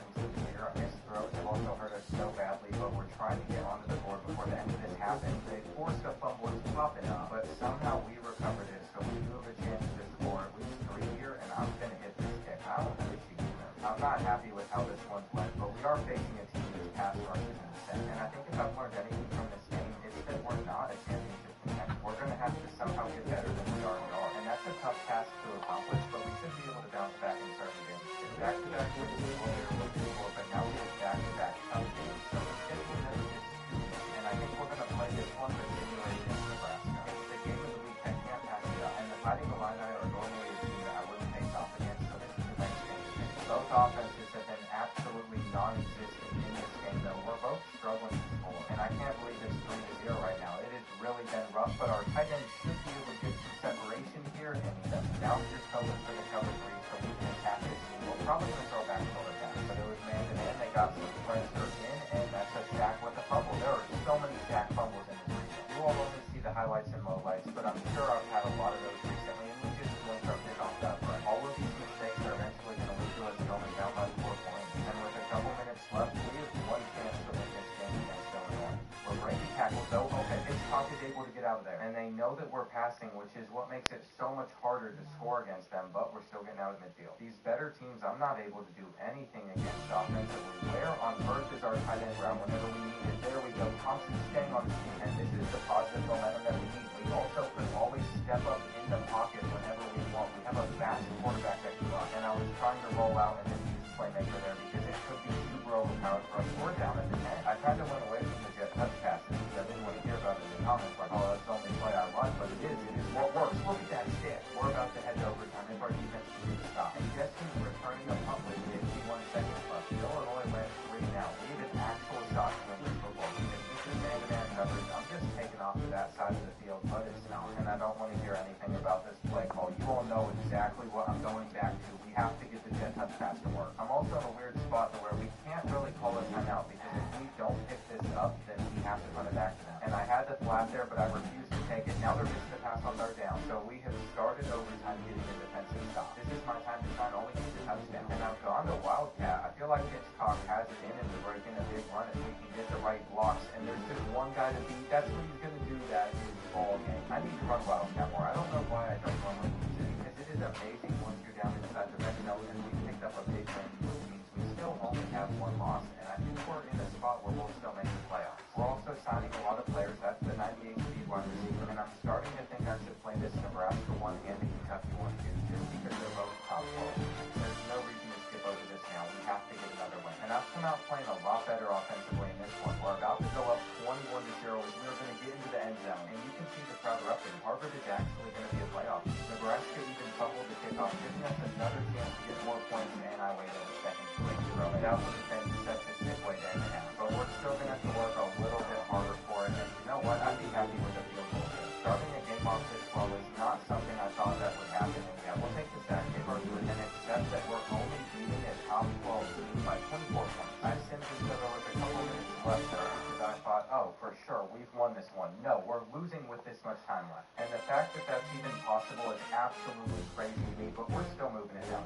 I stepped off for a quarter and a half, and we gave up a 24-point lead. We're also not holding our blocks there. So guess what? We're going back in the other direction. We just have to pick up 1 more first down, and this time I'm not stopping the run deep, but there's a flag on the play. We're actually about to get brought back even more yards. We're going to blow this one. And this is such a nuts game to fumble. I'm going to try to step up, but our blockers didn't hold, so I have to hit a 48-yard field goal. And I've talked a lot about how good I am at kicking, but now that the pressure's on, yeah, I'm shanked it. We still have all 3 of our timeouts. It is not over yet, but it sure feels like it is, and we want this done. to make this tackle. Don't get the first. And they didn't. We had another opportunity. You would think by now I'd have a play that I'd like to go to in this situation, but I really didn't. And what a terrible start to this drive. Now on second down, we should have our corner out, but it wasn't there. We're actually about to blow this game unless we can get a dot out. I am so mad at this team right now. I just didn't look on the field for a little bit. And come on, please get the first. Keeping our hopes alive for a little bit longer. Next play, corner out for sure. We have cooked them right there. Now I'm going to look to the right side of the field, but they're about to get a sack. I'm trying to throw it away. And how did he just get in so quick? We could not have that happen in that situation. We're going to have to get to the line and spike the ball immediately. I don't think we have a chance to do it, though. The time's going to run out. And what a heartbreaking way to lose. How did that happen in the fourth quarter? Normally, you would think it'd be Nebraska choking this, but no, it's Harvard. And I don't care that we just signed 5 more 3-stars. I am sick of using them. I want some 4-star, 5-star prospects on the board. And it's time to just sim all the way to week 15. We'll probably stop around week 12. I'm just so upset with how we play. I mean, we've gotten to the point where we've won a million player leagues, so we don't have what it takes to get to that next level. And looking at our ranking, we're sitting at number 1. We actually went out and then beat Kentucky. We beat Notre Dame, but we lost by 2 points to Detroit. That's what's holding us back right now. This is what happened to us last year. I mean, UConn's not going to take us down, and we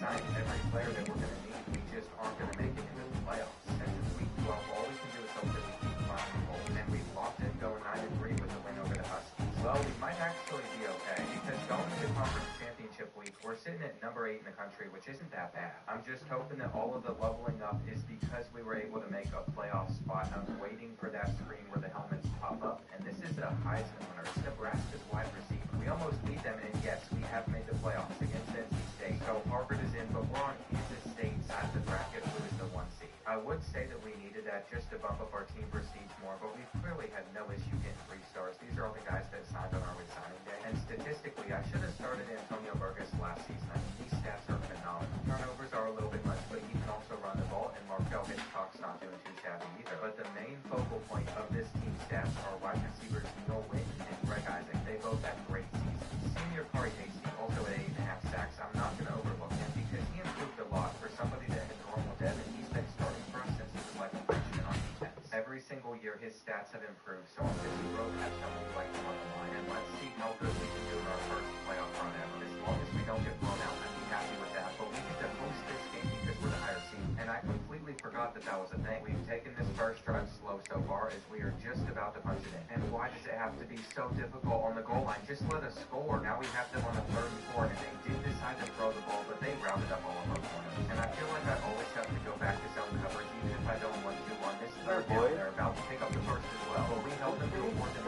6 that they did, and they are going to make the field goal while also getting those penalty flags. What are we doing? I normally send other teams field goals, so I had no idea how this was an issue. So with that first big catch, I'm sure you will definitely address that because it's a problem. Roughing the kicker penalties shouldn't be happening that often, and they have no choice but to throw the ball. If they get in, I'm going to be so salty. Come on, somebody stop the game. I mean, I don't know what else to do there. By the time there's about a minute left in this first half, it is all tied up at 14, and I'm trying to take the top off of their defense, where somehow we caught that ball. This is the first time the physics have looked really wonky to me, but I love absolutely everything about it. We're in a position where we should be getting to the end zone right here. That was an incredible throw. I almost thought it was going to be picked off, but we got a touchdown. They instantly threw an interception, and now we have a chance to take a 2-possession lead before the half, which we are not going to do. To be entirely fair, that should not have been caught. I was rolling out, throwing that on the run. We're going to hit the field goal. So I guess we still got our 2-possession lead, and I'm starting to realize that I can kind of just throw anything. We're going to have a decent play out of it. We have a quarterback that has really good throw on the run, and that's going to make a big difference throughout the rest of this series. It's just drops like that are going to cut the series short. They really hurt us, and I'm trying to show off my field goal kicking ability. We actually got revenge, though, for that roughing the kicker penalty earlier, and the fact that they just gave us a first down there is all that we needed until I threw an interception. That's about right. After that moment, I decided to start simming so I didn't blow the game, but as you can see, we're only up by 3, so what I'm going to do right here is max protect because they're not expecting that. They are expecting us to run the football. I think they ran commit because that corner just didn't fight and look at that. I mean, NC State would score really quickly as well. The person's a little off, but what I've noticed is when the computer comes out pressing and they're expecting you to run, you can almost always cookie. This should be another example right here, and it is. They are probably run committing, and that's the biggest issue that they're running into. But we actually just choked right there, and we have to make a catch to know it's interception. I don't want to talk about it. I don't want to hear hear about it in the comments. This is not my fault. The computer has cheated me out. We are about to get a sack, and I guess they missed the game-time field goal. I'm just playing the moments, but it skipped that big moment. What's important is we're going to win our first playoff game, and I was very worried there for a second, but I will take this. We have a quarterback that's solid and some wide receivers like Rick Isaac that are amazing, but if we're going to win a championship, we still have a long way to go. Ideally, teams like North Texas, Vanderbilt, and Tennessee win out in the second round, and if we pick up a win too, we might actually win it all. I'm even getting job offers for like the first time ever, but this would be such a big step down. Defensive coordinator, so we all know that I'm not accepting that, and we're playing in the Orange Bowl, so let's go out and get that trophy. Through the first quarter, nobody's been able to score yet, but Kansas State is getting very close to reaching the end zone. So we're fortunate that we held them to a field goal, but we have got to start getting things going offensively. They keep getting us on these 3rd and 8s where I want to try and take this corner route, which was open, and that is absolutely perfect. It couldn't have gone better for us there. Now we're going to go over to our tight end, and he gets us to the 5. Our playbook has definitely changed, though, so I'm wondering if we had a new offensive coordinator get hired, and then another team stole our current offensive coordinator. It's not great for adjusting whenever you're using a different playbook in such an important game, but we had them beat deep. I saw that leverage, and we'll take it. Now we are moving it down the field. This is what we need in this first half. We're also going to do to this outside, but there's only one jet touch pass available on this playbook, so we're hoping that our running back can take advantage of that, and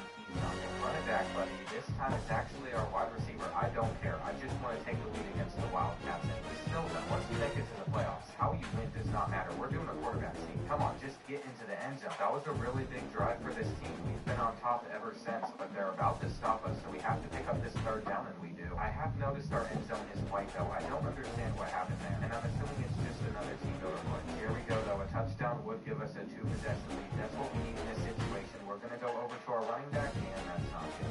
That's okay, though. Bring it right back out. The jet touch pass. Come on. Take it to the end zone. I thought that would seal our win, but it didn't. With a couple minutes left, Kansas State would score again, and they're pressing us, so I felt like we would have a touchdown. But they clearly weren't fully committed to stopping it, and this RPO goes backward. 3rd and 10. This is what I am looking for. They have man-to-man across the field, but their press is doing a lot better than the last team we played. And it's on our defense to get them off the field on 4th and 5, which we aren't going to do. They're also spinning out. So we're not in a great position. They aren't going to throw on this next play, though. That would have been my no. And we basically need 4 stops down on the goal line. I'm surprised that they're passing on 1st down. But they did, and here on 2nd and 10, they went with the play action, and I left that open. They even got the 2-point conversion. So yes, I have blown another game. This is absolutely ridiculous how I can't maintain a lead against anybody. And I've got to stay out of playing key moments and 2% for the next few games if we're going to actually win a championship. Once we get up by enough, I'm going to have to play every single snap with like 2 punt on or something, and there we go. There's another touchdown. The problem, though, is leaving the computer with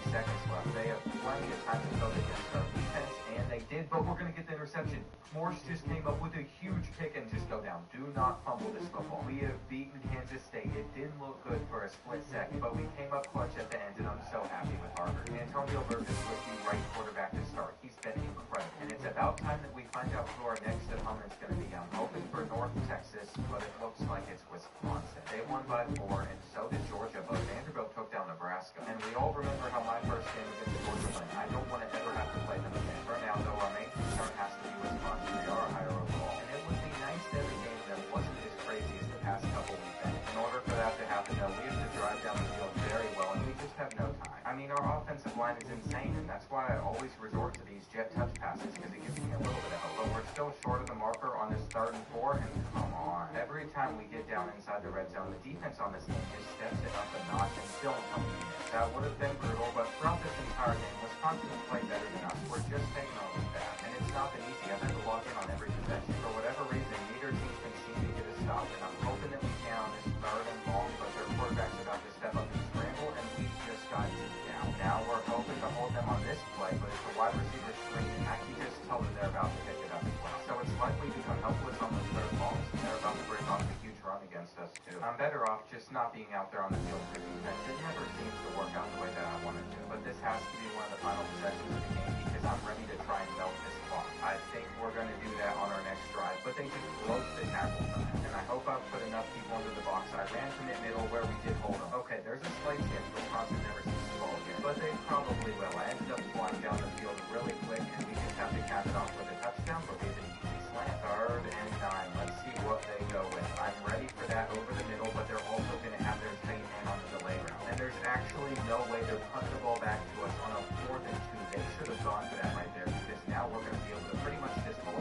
It's Crawford. Get to that right side of the field. I did a little step back, and his speed is unmatched against everybody else. We're going to get the punt return for a touchdown. That's our starting running back. I have been waiting for a breakaway play like that for a long time. And Harvard is headed on to the championship against Georgia or Vanderbilt. Antonio Burgess once again impressed. I know you all didn't see much earlier in the game, but he had a spectacular performance, and I'm so excited for the championship. There's one school I would much rather face than the other one, though, and it looks like Vanderbilt did lose. So if we somehow win this game, we deserve a title. I mean, Georgia literally went 14-0. They didn't lose a single game in SEC, and I don't know how they won the one seed, but I am scared. It has taken a lot to get Harvard all this way to the championship, though, that is for sure. And I don't want to waste it, but one thing I've already figured out is getting defensive stops in this game is going to be very hard, so we have to score like every turn. That's not ideal for us since they keep getting us to these third downs, but I have plays for that. And as long as we can stay in it for a long time, we should be able to compete, but that's going to be PI. I know they're getting an interception out of it, but that is pass interference. We're fine. I think you can tell that they're going to clamp us up in man-to-man, though. That is for sure. So we're going to have to be more careful about throwing those balls. It's not going to work. This is probably going to be the most challenging game of NCAA football that I've played so far. Just college football 25. Whatever it is, we still have a big challenge to us, and I'm locked in the realm. I feel like... Welcome to Chapel Hill, North Carolina. Kenan Memorial Stadium, the home of the North Carolina Tar Heels.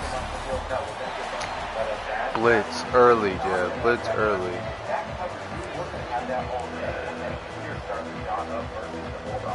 And the shot to clears will put total leather to crank us up. Here's the return from inside his 10. Buys just enough space to cross the 25. Let's mark it at the 27-yard line. So North Carolina's offense will have the ball first. And guys, any discussion about this offense has to start and end with the guy behind center. Yeah, I mean, the quarterback, he gets the ball on every play. He's got to be the leader. He's got to be able to throw the football. So many times you see Jesse where they can run it as well, but he's the captain usually on most teams. It starts and ends with him. Yeah, and David, the thing you love about this guy, too, is he's such a good distributor and facilitator with the football. He knows this offense like the back of his hand, and he's able to take advantage of all the different weapons they have surrounding him.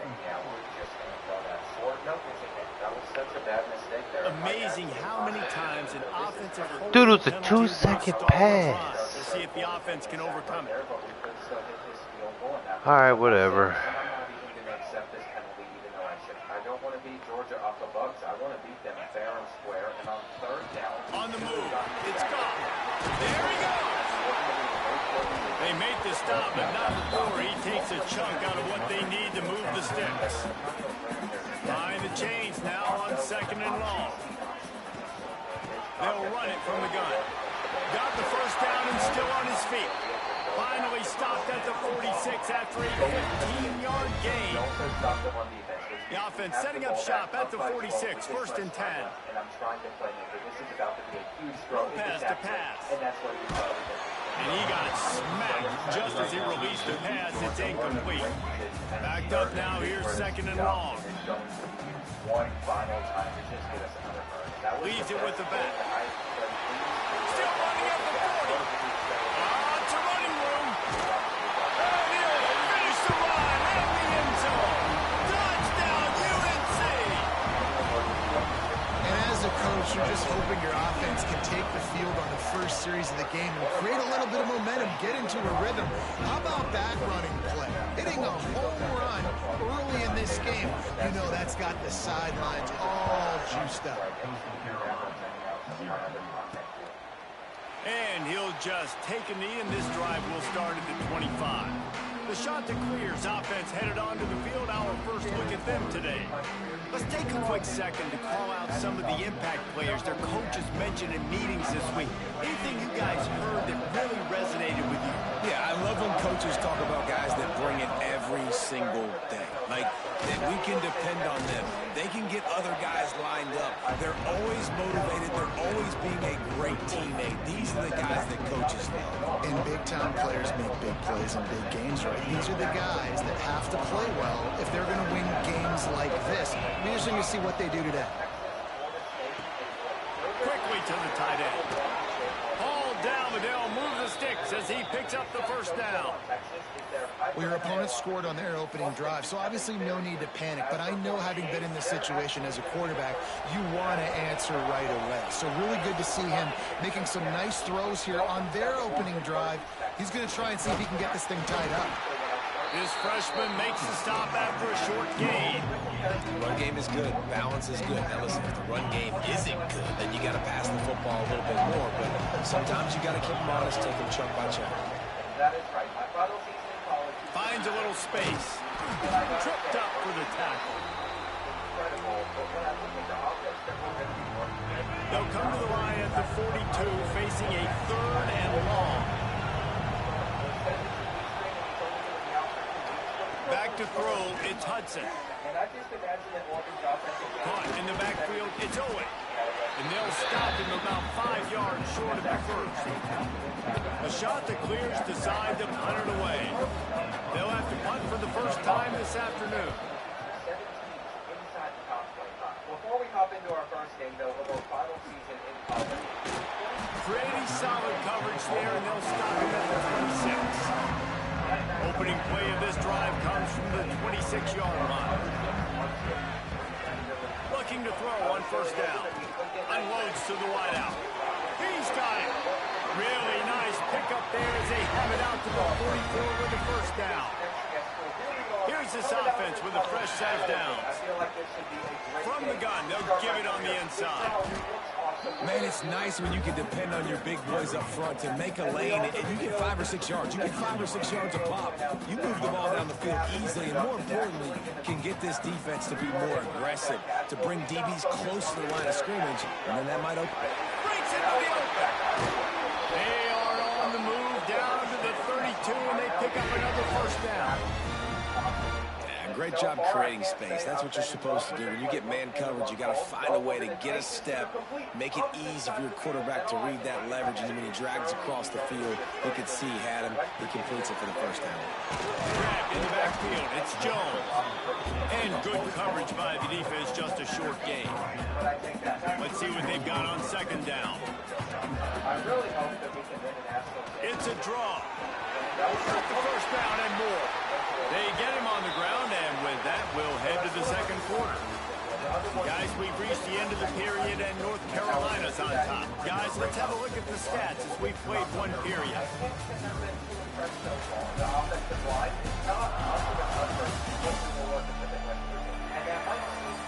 Lots of time left and ready to go back at it here in the second quarter. They've got a first down here to open the period. From the red zone, looking for a man. Great catch along the sidelines, but the object is to go forward. So now it's second and long. And off to Jones. They get him stopped after a 2-yard gain. Ball's at the 17. And that run really didn't go anywhere. A lot of times we don't focus on it enough, but how important those 5 guys are up front. To get on those defensive linemen, to try to move them out of the way. Pulls it in the end zone. Touchdown, Tar Heels.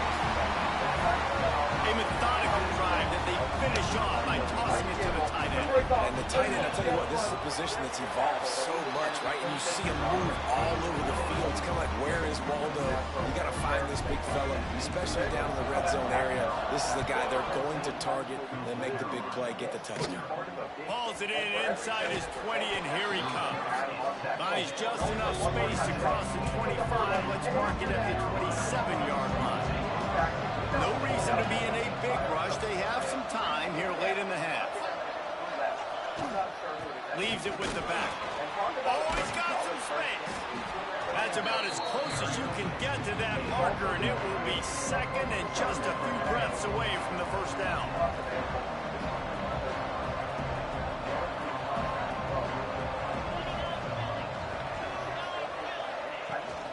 Out of the shotgun, they go to the ground. And works it to the 40-yard line. That'll be a first down. So they move the sticks on the run. Let's see what they do with this one. Rides the back and leaves it on the option. They'll knock him down for a loss of a couple. We've reached the 2-minute timeout, and a score on this drive would do wonders for their confidence. It looks like it wants to go down more users, but at least for now... From the gun, running back gets to give. And he's able to find a little bit of running room before they get him down. IndyCar tempo as they head to the line for this third down play. Clock running. To the air. It's Hudson. Throws to the wideout. Soft spot in the middle. Nice job to pick up the first down, and they'll spot it at the 42. Clock stops momentarily for the first down. They'll hurry to the line. Wants to go up top on first down. Bring in the heat. And the defense will corral the quarterback, and down he goes at midfield.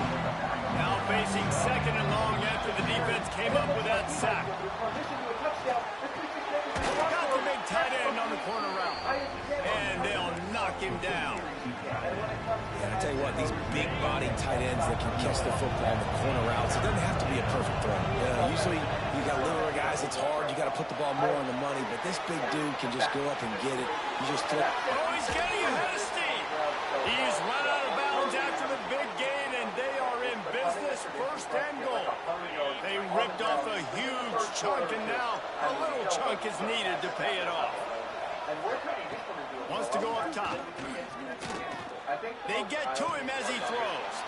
Touchdown, Coastal! Grab the short pass to put the 6 on the board. And that was a really big score here at the end of the first half, just for their confidence and their momentum. They're obviously still losing right now on the scoreboard, but you had the feeling something positive had to happen here at the end of the first half for them to go in at halftime, regroup, and come out in the second half now trying to build on that successful drive offensively. Just never had a chance to shake loose, and he'll be brought down at the 24. We'll see them really hit the speed button on the tempo here in the final minute of the first half. Caught in the backfield. It's gone. Works his way out to the 33-yard line before he's pushed out of bounds. And the Tar Heels can really attack on this second and short. From the gun, the ground game. Stopped at the 44, but he got 10 on the play. And that is just an attitude run, running it right up the middle, right into the teeth of that defense. The Tar Heels want to pick up the tempo. Lopez wants to fire. He's going for the big play. He's got it inside the 15. Touchdown, North Carolina! Once he got some room, it was over. Man, that's the way you execute on offense, man. You keep your foot on the gas. Try to make this a 2-score game. You do with that touchdown. This offense executing beautifully. The defense is going to have to find something in the second half to get some stops. No need for that. It slowed us down. It was unintentional, but we're going to get a halfback toss, and I think we're going to be able to finish off. On to attempt the try. And the extra point puts them on top 21-7. And for a quick update, let's go to Kevin Connors in the studio. Dynamite matchup today, fellas. Let's show you what's going down. Michigan State looks like 5 miles of bad road today. Offensively, the wheels have come off. Defensively, one pothole after another. They're trailing by 21 to West Virginia. We'll circle back. If anything big happens, you should know about it. And how about that one? Kevin will be keeping an eye on everything going on elsewhere. And a good job of coverage by that defense, just a short pickup. Working well behind the sticks on second down. The modest gain on the completion really shows why you want to run the zone. Make them execute and rally to the ball. 100%. Zone eyes on the quarterback. I see him throw the football, break on it, go make tackles, and live to fight another down. First half in the book. Time now to join Kevin Connors in our halftime update. Gentlemen, a magnificent broadcast so far there today in Chapel Hill. And a lot of coaches will say limiting the big plays and maybe hitting on a few yourself is key. But I'm more of a move the chains guy. Give me efficiency every day of the week and twice on Saturday. The offensive unit that subscribes to the less is more philosophy might be the one that leaves here today day with a big, fat W. And with that, let's send it back to the guys there on Stadium Drive at Kenan Memorial. All right, Kevin, about ready to start the second half here. They're lined up and ready to kick off this second half.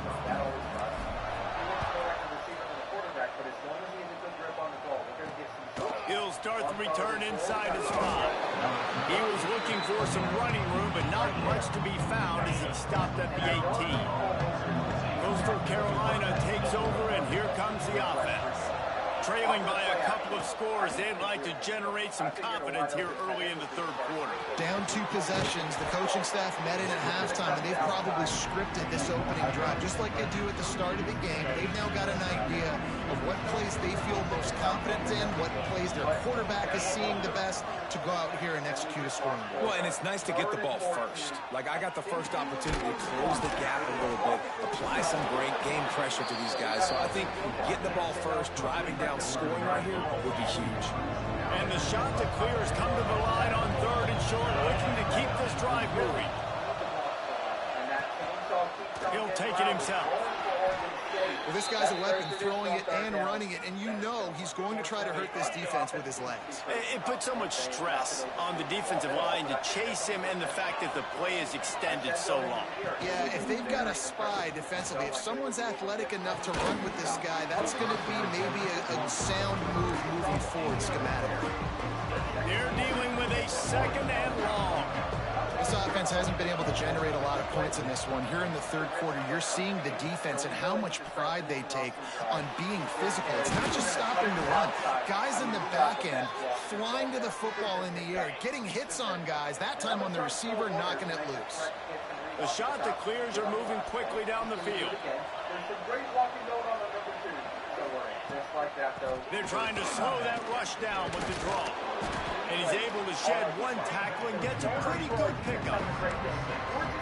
This defense has got to get better at tackling in the open field or game tackling, because if you need 3 or 4 guys to bring a guy down, have fun with that. Back to throw, it's Hudson. Caught near the sticks, it's Owen. And the defense able to drag him down, but not before. They'll recycle that down marker. And the shot to clear is getting set on 1st and 10. Use the play fake, now to throw. Got it behind the line, it's Owen. Quick throw, but he's not going anywhere. The defense was all over it. After losing a couple of yards, it's now 2nd and 12 as they try to keep this drive moving. Power football with the run. Not finding any running room. And I think that loss is going to give back what they gained on the previous play, and now it's 3rd down. And this offense just can't afford not to get the 1st down here. Already trailing big, and the clock is not their friend. Lets it fly. How about getting the foot down on that throw for the big completion? Now on 4th down, they'll try to come away with 3. And this will be a bit of a challenge, a 46-yard attempt from the right hash. It's good. He's going to hit a string right in the middle of the uprights there. That cuts into the deficit. It's now 21-10. And you want a touchdown and you want to be aggressive, but man, right down the middle, that obviously gives me some confidence down the road that I can trust this guy. Didn't find any crease in that kickoff coverage, and he'll be stopped at the 17. They'll get this drive going from the 17. With the catch, it's Goff. Turning it on! They finally get him on the ground, but he's got an explosive play for the 1st down. One of the things I love about this running back is his versatility. He's not just good running the football, but he can catch it as well, and he can make things happen with the ball in his hands. Nice job by the quarterback, getting through the progression, getting it out to his guy, and he does the rest, and that generates a huge play. And the Tar Heels can play this 2nd down a lot of ways with just a few yards to go. They'll run play action. A shot toward the end zone. It's picked off, and they ruin the drive with a turnover. And they'll drag him down after a good return on the interception. Time for one more snap before the end of the quarter. It's so nice to see defenders squeeze that pigskin. A lot of times, in great position, you see them there to make the play, but there's a reason they play defense. Not this time. Great job securing the interception. And they'll drag him down. That's likely the last play of the third quarter. Guys, we've reached the end of the period, and North Carolina's on top. And as we switch ends of the field, let's take a quick look at the national rankings.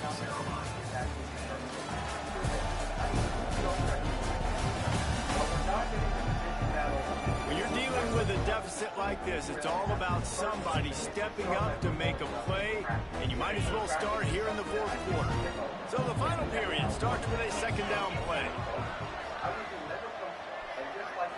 Looking for a man. It's Hudson. And they can't make the connection. They've got to come up with a big play on this third and long. Here's the snap, looking to throw. Quickly to the flat, the wide receiver screen. He's not going to make it. What a job by this defense to stop him in his tracks. Corner's right up on that line of scrimmage.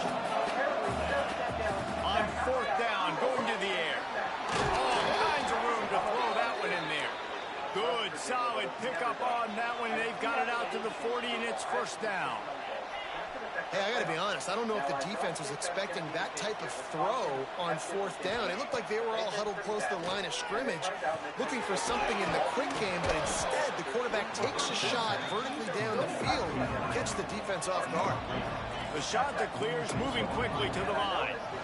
This offense has their work cut out for them, man, because the coverage has been so tight. And if you're not throwing to the sideline or you're not getting past the sticks, this defense is going to tackle you inbounds like they just did on that last play and bleed the clock. Oh, what a move. There he goes. What a play there, and he rips off a big one all the way to the 16-yard line.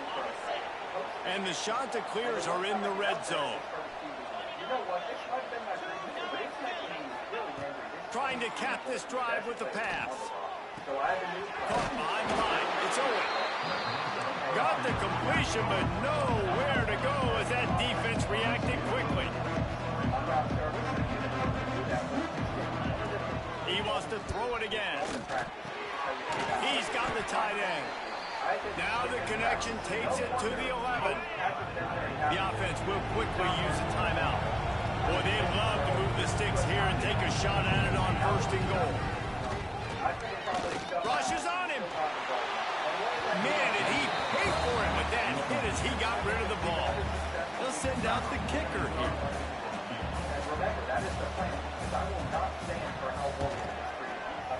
Absolutely center cut.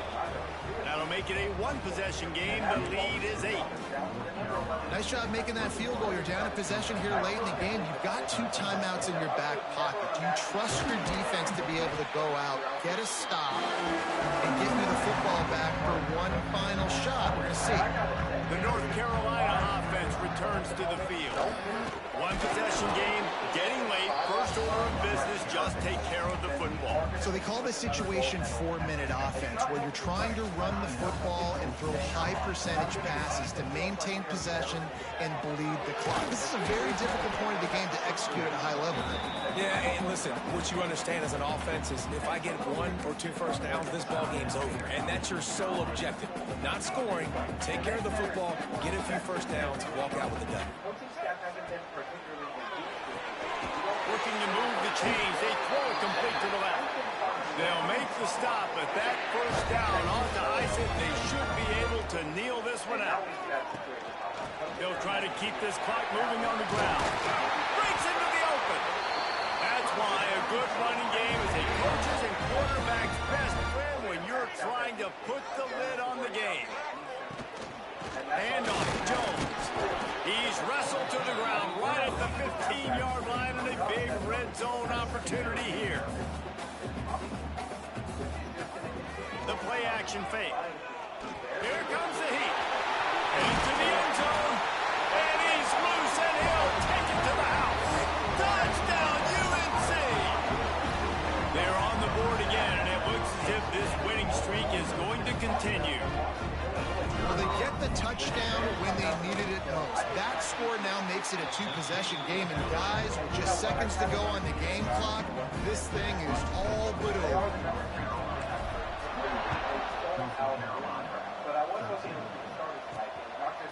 And he's going to bring it out. Good job by the coverage unit to put a stop to that return. They'll try to put something together, backed up a bit, starting at their own 13.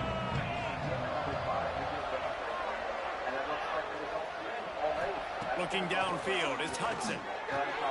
Just a short pass to the tight end. Stopped at about the 25-yard line, but it'll be a first down. Everybody has to be set. They have to get it off.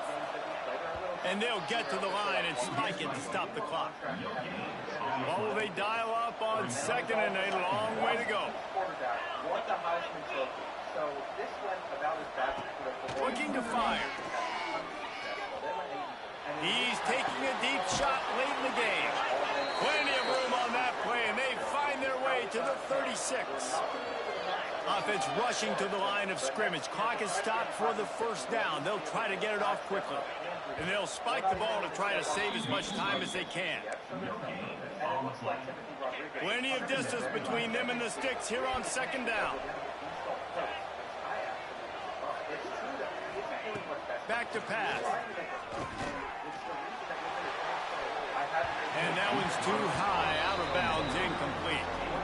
The offense has got to find something here in the fourth quarter. You can tell pressing a little bit. They need that big play. They want that big play to try to make this game a better ball game. Took the shot. Quarterback feeling that pressure, and he's knocked down at the 42.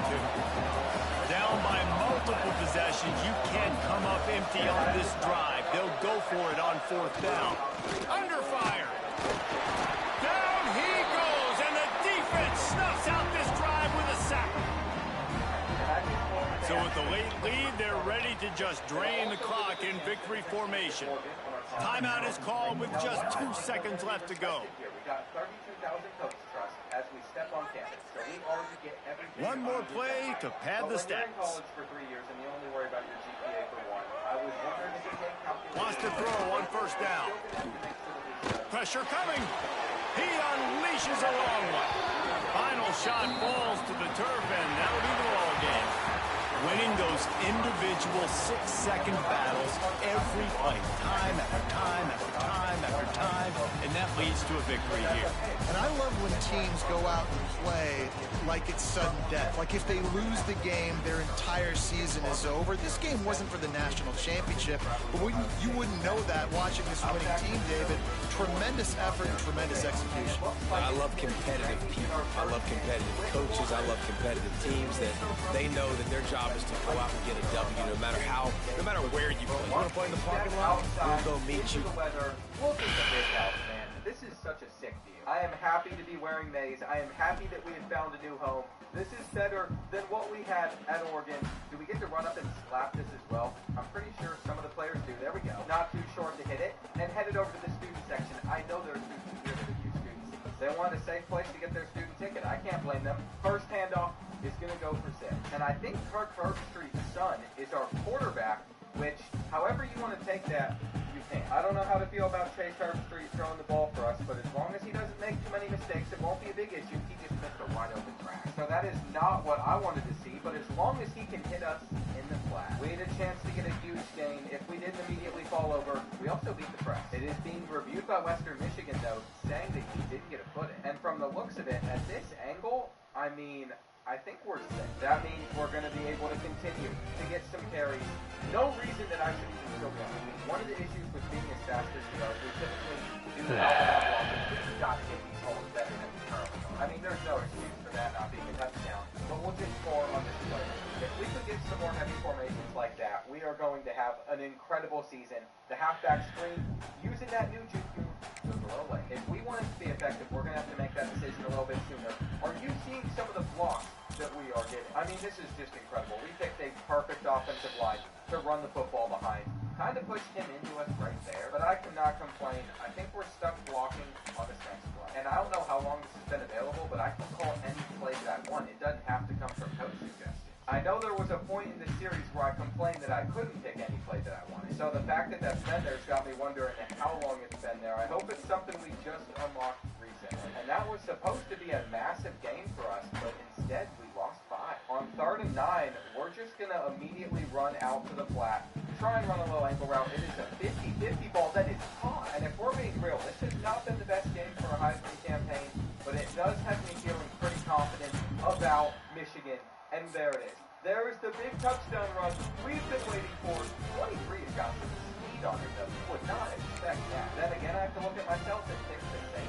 With our next drive starting on the 1-yard line, this has the potential to go really poorly, but it also has the potential to pay off. And if we could just bust off one more touchdown run, I think that'd be enough of this game for us to still put ourselves in the Heisman conversation, but not take too much wear and tear damage, because we are now going on our 4th season. Another amazing thing I just realized is I can chew clock since I can call these plays, which means once we get up by a lot in some of these games, we can end it. That was the best thing I could have ever realized, especially since this game is over as we head into the 3rd quarter. And I don't know why it feels like we're so slow with 97 speed, but we'll eventually end it. I'm afraid our day is not going to end there, though. Coach still doesn't want to take me out of the game. And that's just an awful read from Herbstreit's son. I don't know what Chase was thinking there, but we're going to have to make a tackle. And let's hope he doesn't do that against better opponents. I mean, the game is over. We should just be ending it here, but they have put us out for yet another drive. And I think since we only have 3 touchdown runs in this game, it makes sense to go for a 4. We might be running into a stone wall, though. Western Michigan doing a very good job of packing it in. And that means we're going to finish with this type of stat line, winning 35-3. If we keep on playing that well, we're going to earn 2 skill points a week, because that's what we got from that matchup. It's going to give us silver sidestep. And I'm not sure if you'll even be able to really notice the difference against the NCS school, but I'm hoping as we get up to the gold tier, as we get up to the platinum tier, then we will. Well, this is kind of weird, but for whatever reason, we were not on the field for the first drive where we scored 7 points. I couldn't tell you why. I'm trying my hardest to not read much into it. I mean, we had our bad experience whenever we were with the Ducks, and if we continue to show out, there's just going to be no choice but to put us out there on the field. 2 carries, and we're already getting like 75 yards. I actually think we're going to get plenty more of those runs throughout this game, and I wanted to set us up to do the exact same thing that got us a touchdown the last time, just to see if this halfback toss play is really that good.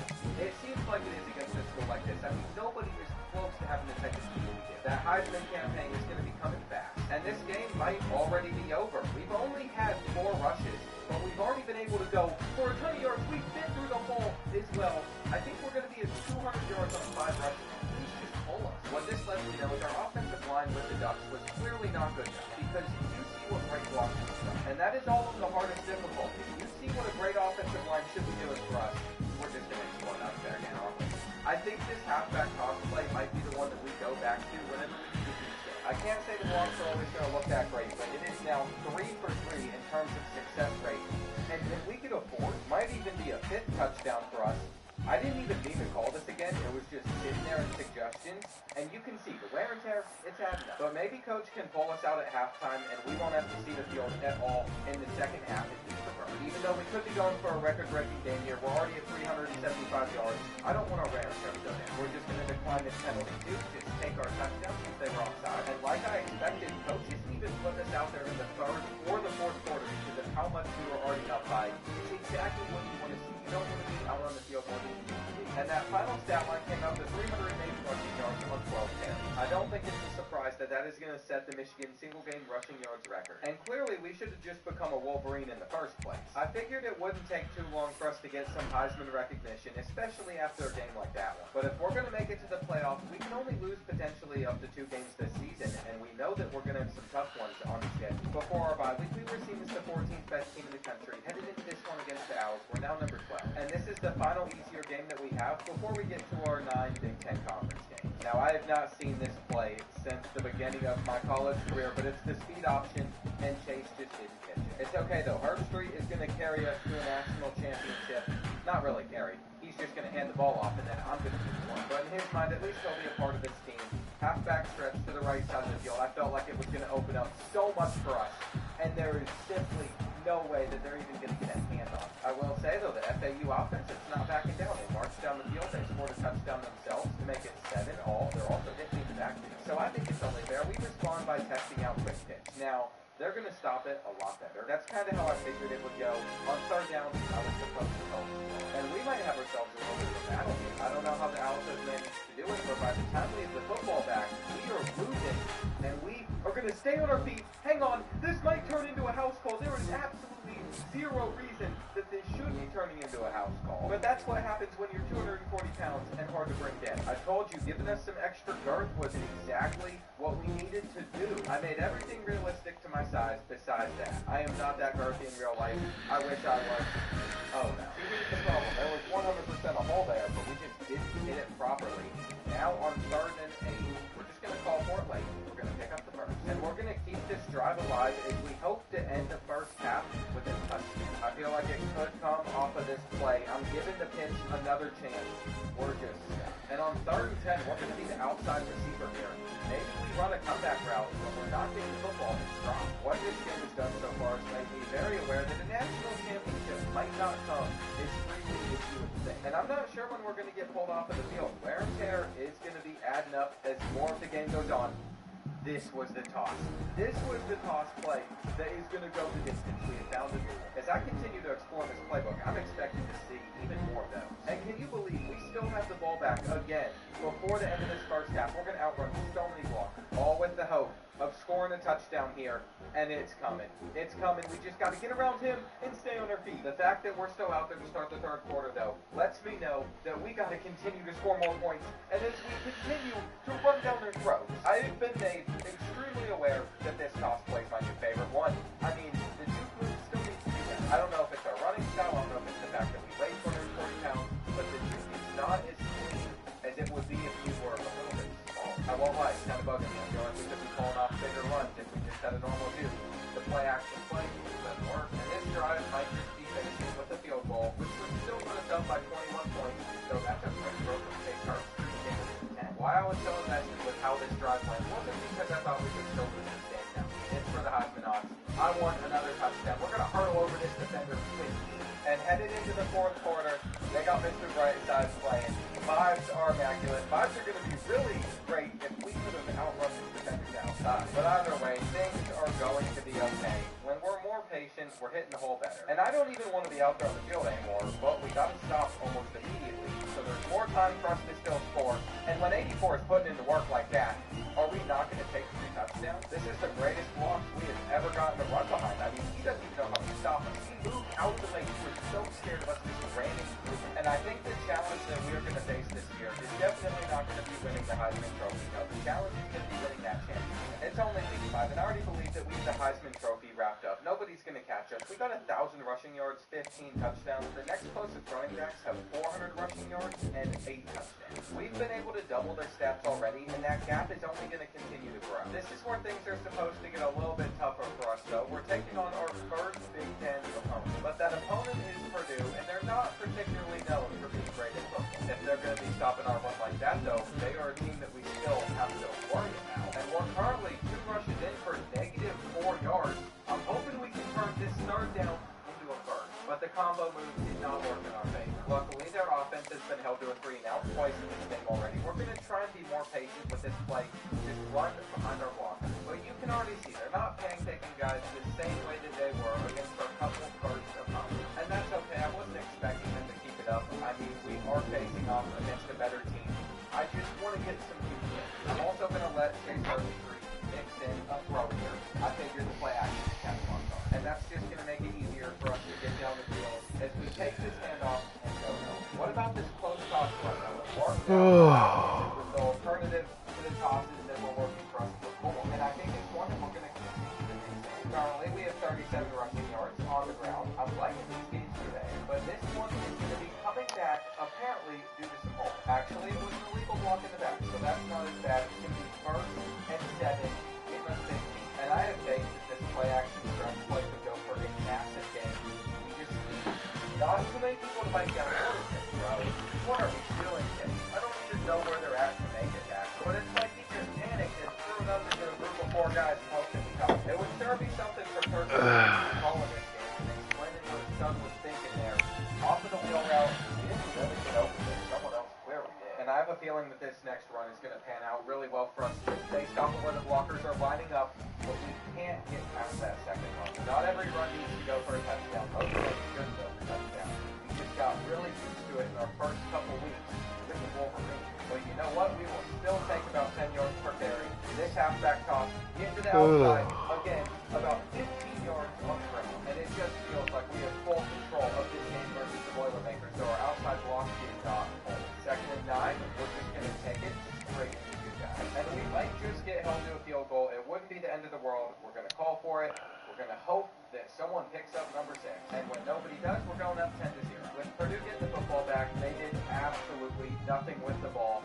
I figured if we're going to run around and they're going to send a corner blitz, we have got to call for the ball immediately since that was our assignment. We can't get around those, but there is still hope to finishing this half off with some more points on the board for Michigan until now. I can't say Chase Herbstreit is the best quarterback in the world, but he might be the best quarterback that we've played for in our career, which is saying something. We've not gotten to work with some of the best in the country, that's for sure, but if he's still the best in that group, it gives us our best chance at winning it all. And I'm happy that we got that field goal to end the first half. As we start this third quarter, we needed to get around 26. We still don't feel that close. After this game, I'm going to look into our running style and some other things to see if there's anything else. But I think it just comes down to the weight that we're carrying, and we don't have that much. 3rd and 12, Purdue sending a little bit of a blitz here. We did not pick up our block, but they've done absolutely nothing with it every time they get it back. So I think we're going to end up being okay. I'm not sure if we'll be okay this time. I'm really worried for some of our games against other teams like USC, the 24 to Oregon, and then obviously Ohio State. But in real life, at least, in recent years, Michigan has held them up. At least at the time of filming this. I'm not sure that Michigan's going to be able to pull it off this season. We're going to run out to the flat. We're going to make one miss. It's going to be 3rd and inches. And this is where that Heisman Trophy comes in. We only have one touchdown so far in this game. We have got to start getting some more. This is also the biggest load that we've taken all season. We're already at 22 carries. We're probably going to finish with over 30. We just have a lot of recovery after we got into that. Don't Purdue doesn't want this game to end, so they were able to score, but they're going to have to stop our offense if they want to get it back. And since I can turn on 2 clock, they are in a really rough spot. Every first down is just going to continue to eat away at their chances, and if we can get off to the races, then this is going to help out our stats even more. Finishing that drive with a touchdown that was the best thing that could have happened to us. But I made a little bit of a mistake, I will admit. So I was just sitting here maxing out academics. I wanted to see if we could get to flying colors, but I forgot to recover our health. So we're going into this next game with damage already. It's against Wisconsin, who hasn't been good until this season. They're currently undefeated except for that. And I think this might really affect how we perform against the Badgers. Already less than we want. But at least we shouldn't make that mistake again later on in the season. On 3rd and 3, we're trusting our blockers to help us do. And it seems like we have the numbers over on that right side for a stretch play to go for a good hit, which it did. They're coming out like they're ready to stop their pass against us. That was at least until this play, where they've decided to stack the box on offense. And so we're just going to pull an outside run here, where it would have been helpful if I could have broken through that first ball first. On 3rd and 9, I'm there to pick up the block. Herbstreit still goes down. It's like he can't handle any pressure at all. And I really think we're not going to be able to throw the ball much, especially against bigger opponents than today. I just haven't seen anything from him consistently that makes me feel good about him doing this. But that could be a start. We might bust this run to the outside. Or at least I thought we might. We want to hit that gap and then cut it. So we are now averaging just 3 yards per carry. We're blocking on 3rd down. We need Herbstreit to make a better read than just sending up a 50-50 ball. Wait, it was caught? Hang on. Whatever I was saying there, just act like I was. I am not entirely sure how that could even remotely be brought in. What a pass. I mean, this is just remarkable. He got 2 feet down, too. Ball hit the ground, but he had it secured first. Clearly, I don't need to be running the football. Our offense should just be all around him catching jump balls. It's wild that without that play, we would actually be losing to Wisconsin. The stiff arm kept us on our feet. But not for that long. It is 3rd and 9. We're going to run to the flat really quick. And it's okay that we didn't get it because we had someone else. I just don't like that we haven't been able to do anything rushing-wise. It felt like we were dominating against teams, especially on the blocking side, until the James put a little cut up is going to get us that huge run for one. We also have it back with time left in the first half, which means we're just going to let 4 verticals fly and see if we can get it again. Not the read that I was hoping for, but we're going to come underneath. And it turns out we didn't even need to be there. 20 seconds left now. It took a long time to get off this snap. But you know what? Wisconsin will not be expecting a run with 17 seconds left. This could go for like 20 yards or even more. All we're trying to do is get the field goal range. And I think we can pull that off, actually. We're going to run underneath, catch that ball as we're being hit. But the question is, can we get off this next run with time still left on the clock, or is this the final play of the half? I think it's the final play. I tried to cut it back. Unfortunately, we couldn't turn that into a field goal, but it would have been a super long kick anyway. And it popped up that the player of the game at halftime was someone on our defense. So that lets me know we're just not doing well. We might have 100 rushing yards, but it's taken us 17 carries to get there, and we're getting stuck. Part of the blame is on our offensive line that's been letting Wisconsin get through a few times, but we needed that hit. And this is just a boring Big Ten game. If Wisconsin is going to struggle this much to score, though, I mean, we're going to be just fine. This is the big play we were hoping for. They got a perfect angle. And all of a sudden, we're up to 143 rushing yards on the day. Our stats are looking a bit better. We're now averaging 7 yards per carry. It really just takes a few big runs, and your stats can take dramatic leaps forward. But we still want another touchdown. Only having one at this point, not good now. And the Badgers are going to hold us to 3. We got the answer that we needed, though. Our defense forced a stop. They forced an interception. One play later in the red zone. So, Shirley, this can be that second touchdown. We just aren't getting any blocks. There's not much I can do if I'm getting hit immediately. On third down, it looks like it's going to be another jump ball that they're scoring. And the Badgers scored again. It's not a particularly close game still. I think we'll be able to close it out. There's only a few minutes left, but it's tighter than I would have liked, and we're losing the chance. If we just get one more big run, this stat line will be exactly where I want it. But what can you do about that? 3rd and 13. We've been motioned out to the flat. I don't think that we're open, so we're not going to call for it. And Wisconsin got their stop. Now, they eventually got stopped, so we can take a knee. But these Big Ten games are starting to get a little bit more better. And it's so weird that 152 yards feels like a bad day, but it's 50 yards per carry. Only at 5.4. Currently, if we look at the Big Ten standings, Oregon is struggling. They're 3-2. Northwestern is ranked inside the top 25, and there are 4 teams inside the top 10. We happen to play 2 of them this season. We also have 5 straight road games at one point. I didn't realize that we've basically only been at home so far. We have not gone on the road. And before we potentially run into more problems, I just wanted to switch up a couple of our styles to see if that affected how we run. I also have the ability to upgrade sidestep, which is now going to be at a gold level. We could also spend another 6 skill points to get 360 silver. And the next time that we are upgrading the ability, probably later in the season, we're going to be getting something to platinum. It's taken us our entire career to progress, but that was always expected. We started in high school as a 1-star. We have worked our way up to the big stages. And considering that we won the Heisman Trophy as a sophomore, the grind wasn't that bad. In speed of football, Washington was trying to give up a touchdown there, but Chase Herbstreit was not trying to score one.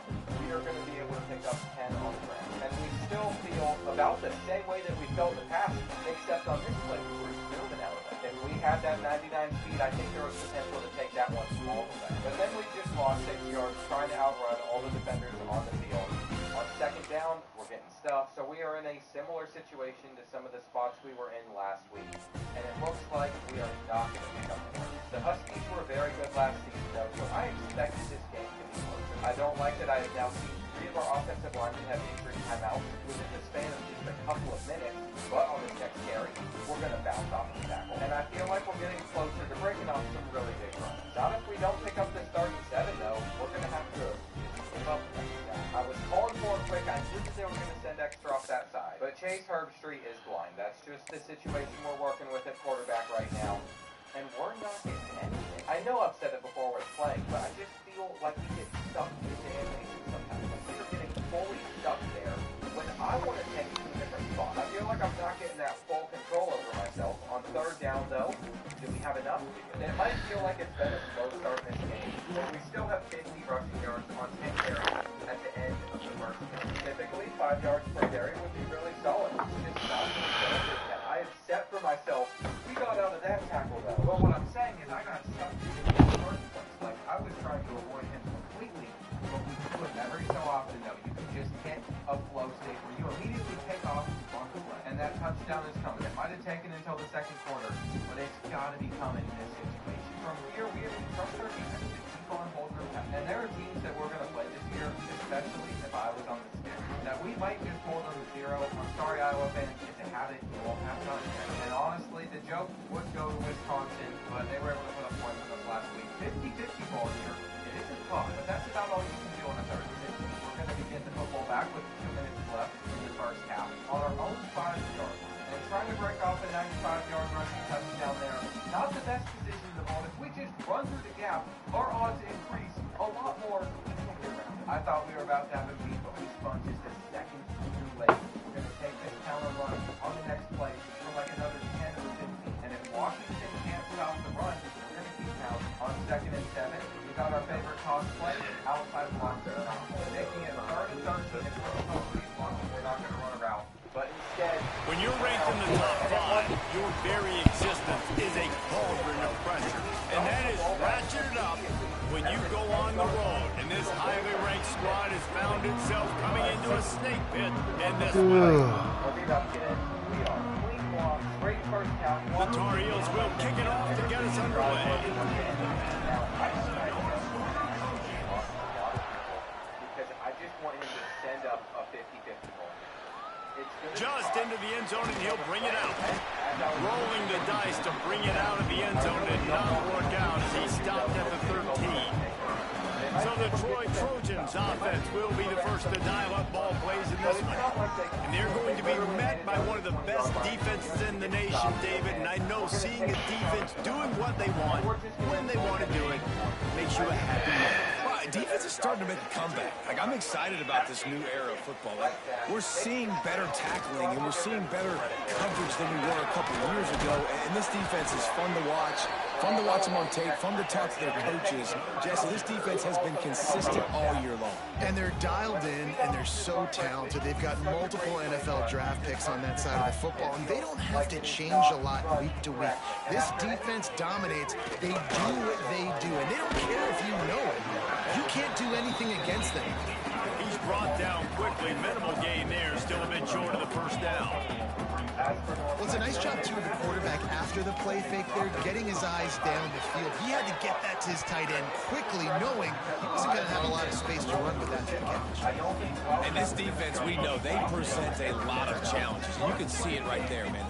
They shrink windows fast. They're a top 25 defense for a reason. You really better make sure you're dialed in today, or else they can make you pay in a hurry. And the Trojans headed quickly to the line. Every offensive coordinator in the country, they come in the game, they have a script. They have a couple plays they want to go through to get their team settled in, get down and get in good third down situations, execute on third down. Nice start on this opening drive by the offense. The Trojans with myriad options after that big pickup on first down. Caught close to the marker, it's Carney. Makes the stop at the 35-yard line. They rip off 15 yards on that one, and they are rolling. I mean, look at the average yards per play. It is not even close. Off the play fake on first down, wants to throw. It's complete. And a good job in coverage there as they stop it after just a few. Try to make up for some of that lost ground on second down. Back to pass, it's Weaver. Unloads to the right. Got his man. Huge game before he goes out of bounds, and now they've got it 1st and goal.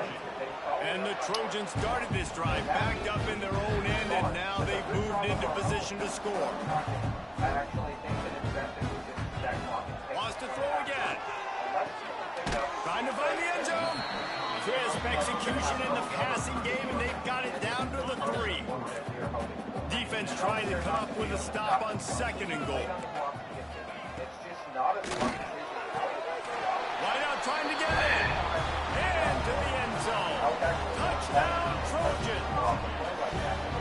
Man, it doesn't get any better than that. You script the first 10 plays, that was 10 plays. That was perfection. That was a touchdown. That's called good scouting, being ready for the football game, and executing to a T to start this game off.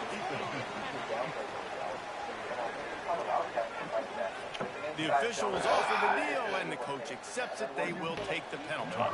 Kickoff unit on the field, and this defense will be called on to protect this lead. Not going to give him a chance to make a play as they boot that thing through the end zone. The Tar Heels offense will have its first possession of the game. road compared to what we're going to face on our schedule. I just don't know what the national championship is going to happen. Now that it's a 3-point game, a game that I thought was over in the first quarter, and we have really needed these past couple runs. Motion from the back. On this drive. It was about time that we started to shred the Wildcats. To the air on first down. Quick completion on the out route. Found a little bit of room there to get it up to the 30 before going out of bounds. Well, you can tell those two have been practicing the out route all off season long. They look like they could have completed that in their sleep. The run from the shotgun. Gets it past the marker. And he's brought down at the 40-yard line, and that'll be a first down. They moved the chains on the ground last time. Let's see if they try to hit him up top. This time the defense was ready, and they stop him in his tracks. Got stuffed on first down. It's 2nd and 10. Lopez to pass. Dumps it to the back.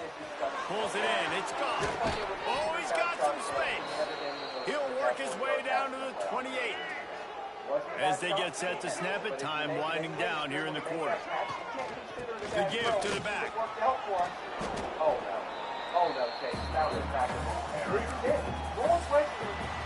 We've come to the end of the period. It's Troy holding the lead, and we've reached the end of one. Before we move on, let's take a look at our stats so far. I really just don't think my points have come from the ground were enough.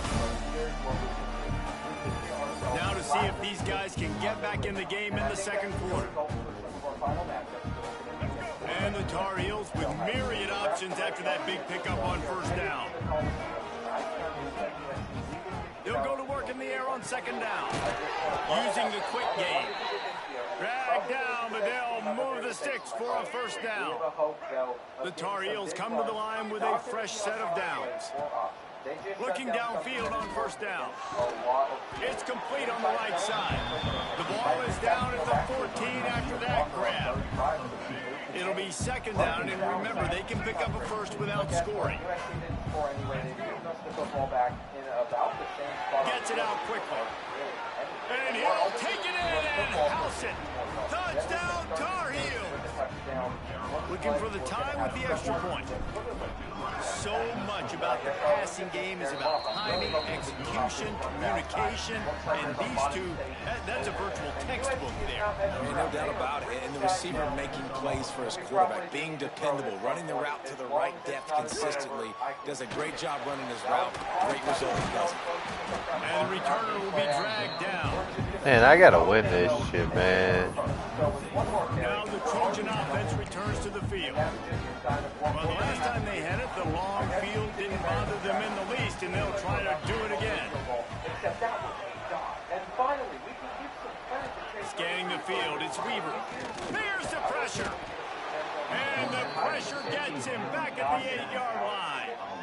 This defense has the ability to get pressure on the QB from the edge. And that don't necessarily mean from defensive ends, but from the outside linebackers. These guys get in their sprinter stances, and they come off the ball. That outside linebacker showed you his speed right there. Slams his way forward. He'll get 3 out to the 11. You make up the game plan, and not a lot on the play sheet for this. 3rd and long from inside their own 20. We'll take a quick break here. 2 minutes to play in the first half. This defense has kept them backed up. Now one more stop, and they can get off the field on 3rd and long. Looking to throw, and he needs a bunch. Bought a little time, lets it go. They're working now. Quick timeout by the defense there, trying to... Now on the return. A little pressure on the coverage team there, and they'll stop him at the 47-yard line.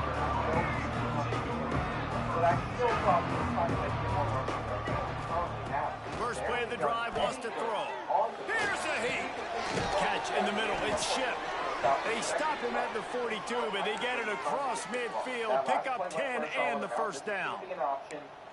Nice job by the receiver on the in route there. And how about the speed? After he made his break, he was able to actually separate a little bit from the DB, helping out his QB on that one.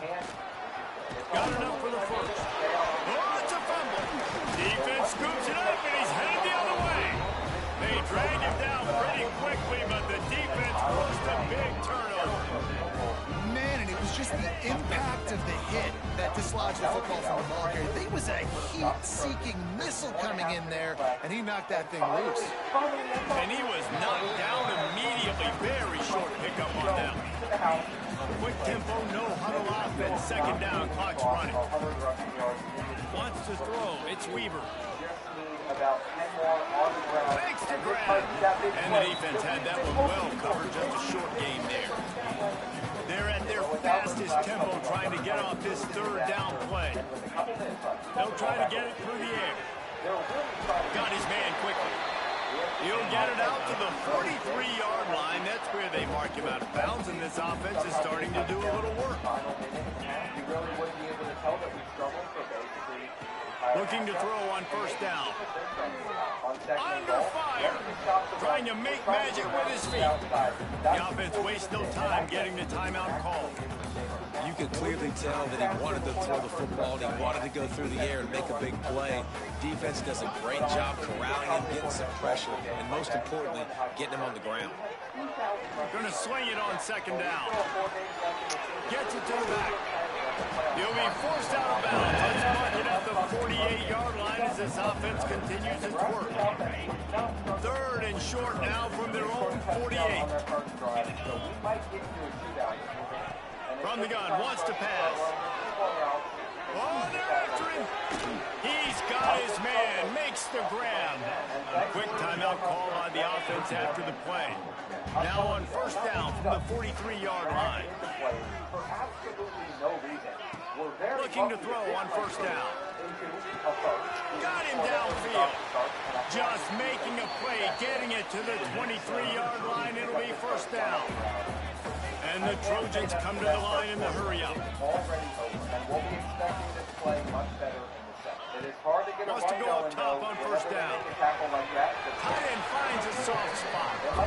He'll go out of bounds. They'll mark him at the 16. Man, these plays are really, really simple. Really easy to run. I like it. Just drop back as a quarterback, see the big fella, wait for him to get open, hit him, get a nice positive game. It's Carney. He's there to make the stop, but not before. He sets up this offense first and goal from the 7. Defense is backed up. Shadow of the goalpost trying to defend their own end zone. Fires into the end zone. Touchdown, Troy! Fired in from the red zone for the score. And the offense breaks the tie, takes the lead, gains some momentum. How big is this, Palmer, now? Going into the half with the lead, with the momentum. Well, they break the tie, but they also break their confidence a little bit now. The opponent now has to go into the locker room probably down, and they're wondering, what adjustments do we have to make? What do we have to fix? Because we've got our work cut out for us in this game. And then Spankfire mode, audible over to a run, and pick up as much on the ground. So let's see how they play it in this final 30 seconds of the first half. Lopez wants to fire. The pass is incomplete, and there are 8 seconds left. The offense just has not been able to find a way to get their rhythm going here in the first half. We just haven't seen it in the passing game. That was a really good example of it again. If they're going to score more points in the second half, they've got to make some adjustments here at halftime. Fires to the big fella. That's a really good tackle there, giving up some size and still making the play. We got a timeout here late in the first half, and they'll try to get more points on the board before the break. One more play before the teams head to the locker room. Going to take a shot at this DB. Pass is incomplete, and half comes to a close on that play. That's going to wrap up the first half here, and now we join Kevin with the halftime update. Guys, you've been calling a lively one so far in Troy today. And yes, football is a game of inches, but man, is that really the case when you consider the length of some of these possessions. Look, I'm not an analytics guy, but I do know this. The team that sustains drives and just moves the sticks might be the team that comes out on top today. And with that, let's head back to our team inside Veterans Memorial Stadium. All right, Kevin, about ready to get things cranked back up here. We're just about ready to start the second half.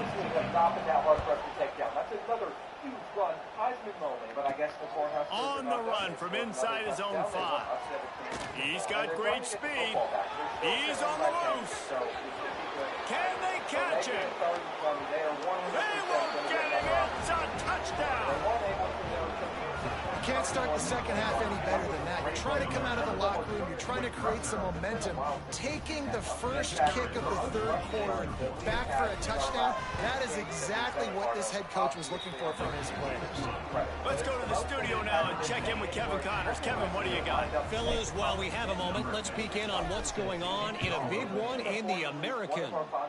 Florida Atlantic is trailing right now, and I know it may look bleak, but this team needs to regroup, remind itself it's at home, and remember just how quickly things can change. It's a touchdown game. They're trailing by 7 to Virginia. We'll circle. Bring it on! Now after that run, they're in pretty good shape at the 30-yard line. The Trojans want to crank the tempo. I like this idea by the offense going hurry up here. You just had a very nice run. Let's get back up to the line of scrimmage and go fast. They work their way to the 35-yard line, and it's a gain of 5. Ball is at the 35. It's 1st and 10. Well, the defense makes the tackle. They give up the first down. They've now got to communicate the next play call. They can't substitute because the offense is going fast. Oh, and he got drilled as he just got rid of the football. Well, they tried to go play action on that one to see if they could freeze the defense, but a great job getting to the quarterback, not being fooled by it, and forcing the incompletion. From the gun, they'll try to impose their running game. And he's swallowed up at the line of scrimmage by the big defensive tackle. To the air, it's Weaver. He puts a lot of air under it down the sideline. And that one's incomplete. They weren't just trying to move the chains. They were trying to move the scoreboard. Instead, it's 4th down. And the Trojans will try to pin them back with the punt. This will be the second time they've had to kick it away. Not able to pop the big return, but they got the ball back and ready to go with a fresh possession. They come to the line for the first play of the drive, snapping it from the 21. They'll give it to the back. That'll be a gain of 5 out to the 27. I know that wasn't a huge, sexy gain. I know not everybody's jumping up and down, but what it does do is put you in a great position to succeed on 2nd down. 2nd and 10, really hard. 3rd and 10, really hard. Now you're in a manageable situation. It really gives you the whole playbook. Looking to the big tight end. Got his man downfield. The defense got caught that time, and they finally get him on the ground at the 41. Well, how about the offense setting that play up? We've seen earlier in the game a couple shorter throws. They're just trying to suck those safeties closer to the line of scrimmage, anticipating that they would get an opportunity to take a shot. They called the perfect play at the perfect time right there. It's 1st and 10. They've moved it to the 41. He fires to the left side. And that one's incomplete. Worth taking a shot there, but couldn't hook up. This has been a tight one, 3rd quarter, all tied up. It's now 2nd and 10. There he goes. Nice pickup on the ground there, and they'll move the sticks with the 1st down. How nice is it in an offense when you can generate explosive plays by running the football? You got to force feed this guy, man. He is an absolute game changer. Pocket breaking down. Touchdown, North Carolina. And with that one, they jump on top here in the 2nd half. Well, the defense is going to have to find an answer for this tight end down in the end zone. You cannot allow that guy that much space.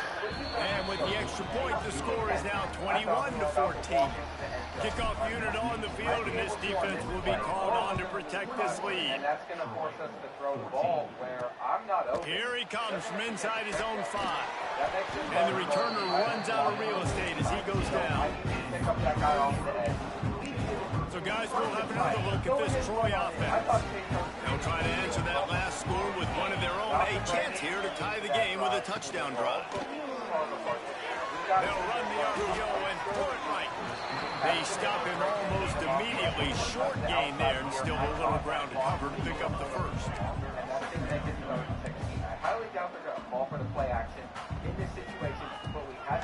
Give to the back. Defense defense there to stop him after a gain of 1 to the 22. The Trojans in the hurry-up. They'll try to pick it up on the ground.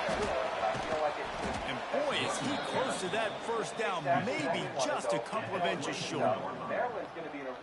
In their own territory, no problem. 4th and inches, and they'll go for it. Trying to do it on the ground. At the 35, he's open. They'll get it to the 48. No need to measure. It's a first down.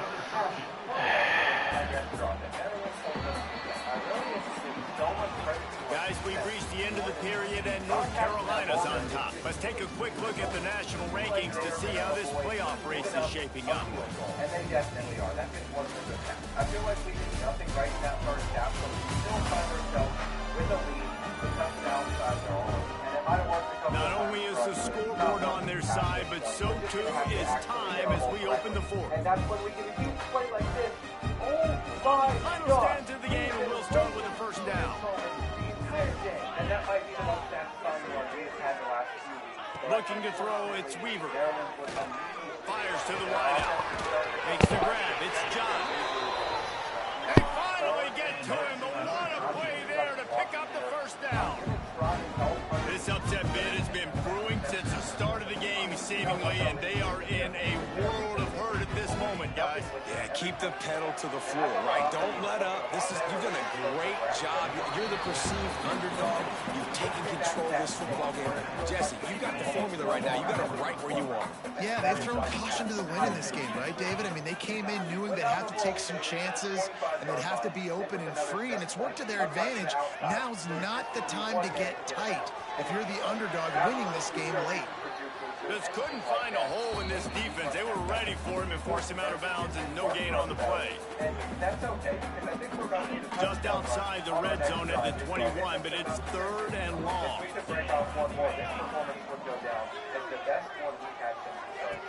From the gun, wants to pass. Unloads to the wideout. And they fail to hook up on 3rd down. And that's just a huge missed opportunity on offense. QB missed his guy wide open in the end zone. You might not get another clean look like that in the rest of this game. On 4th down, they're taking to the air. Touchdown, Trojans! Snagged in the end zone to give them 6. The extra point here would tie the game. And this receiver is on fire. He's got all the skills you look for in a big-time target. And that's already his 2nd touchdown of the game. The kick is good, but the penalty flag indicates we've got a roughing the kicker call coming.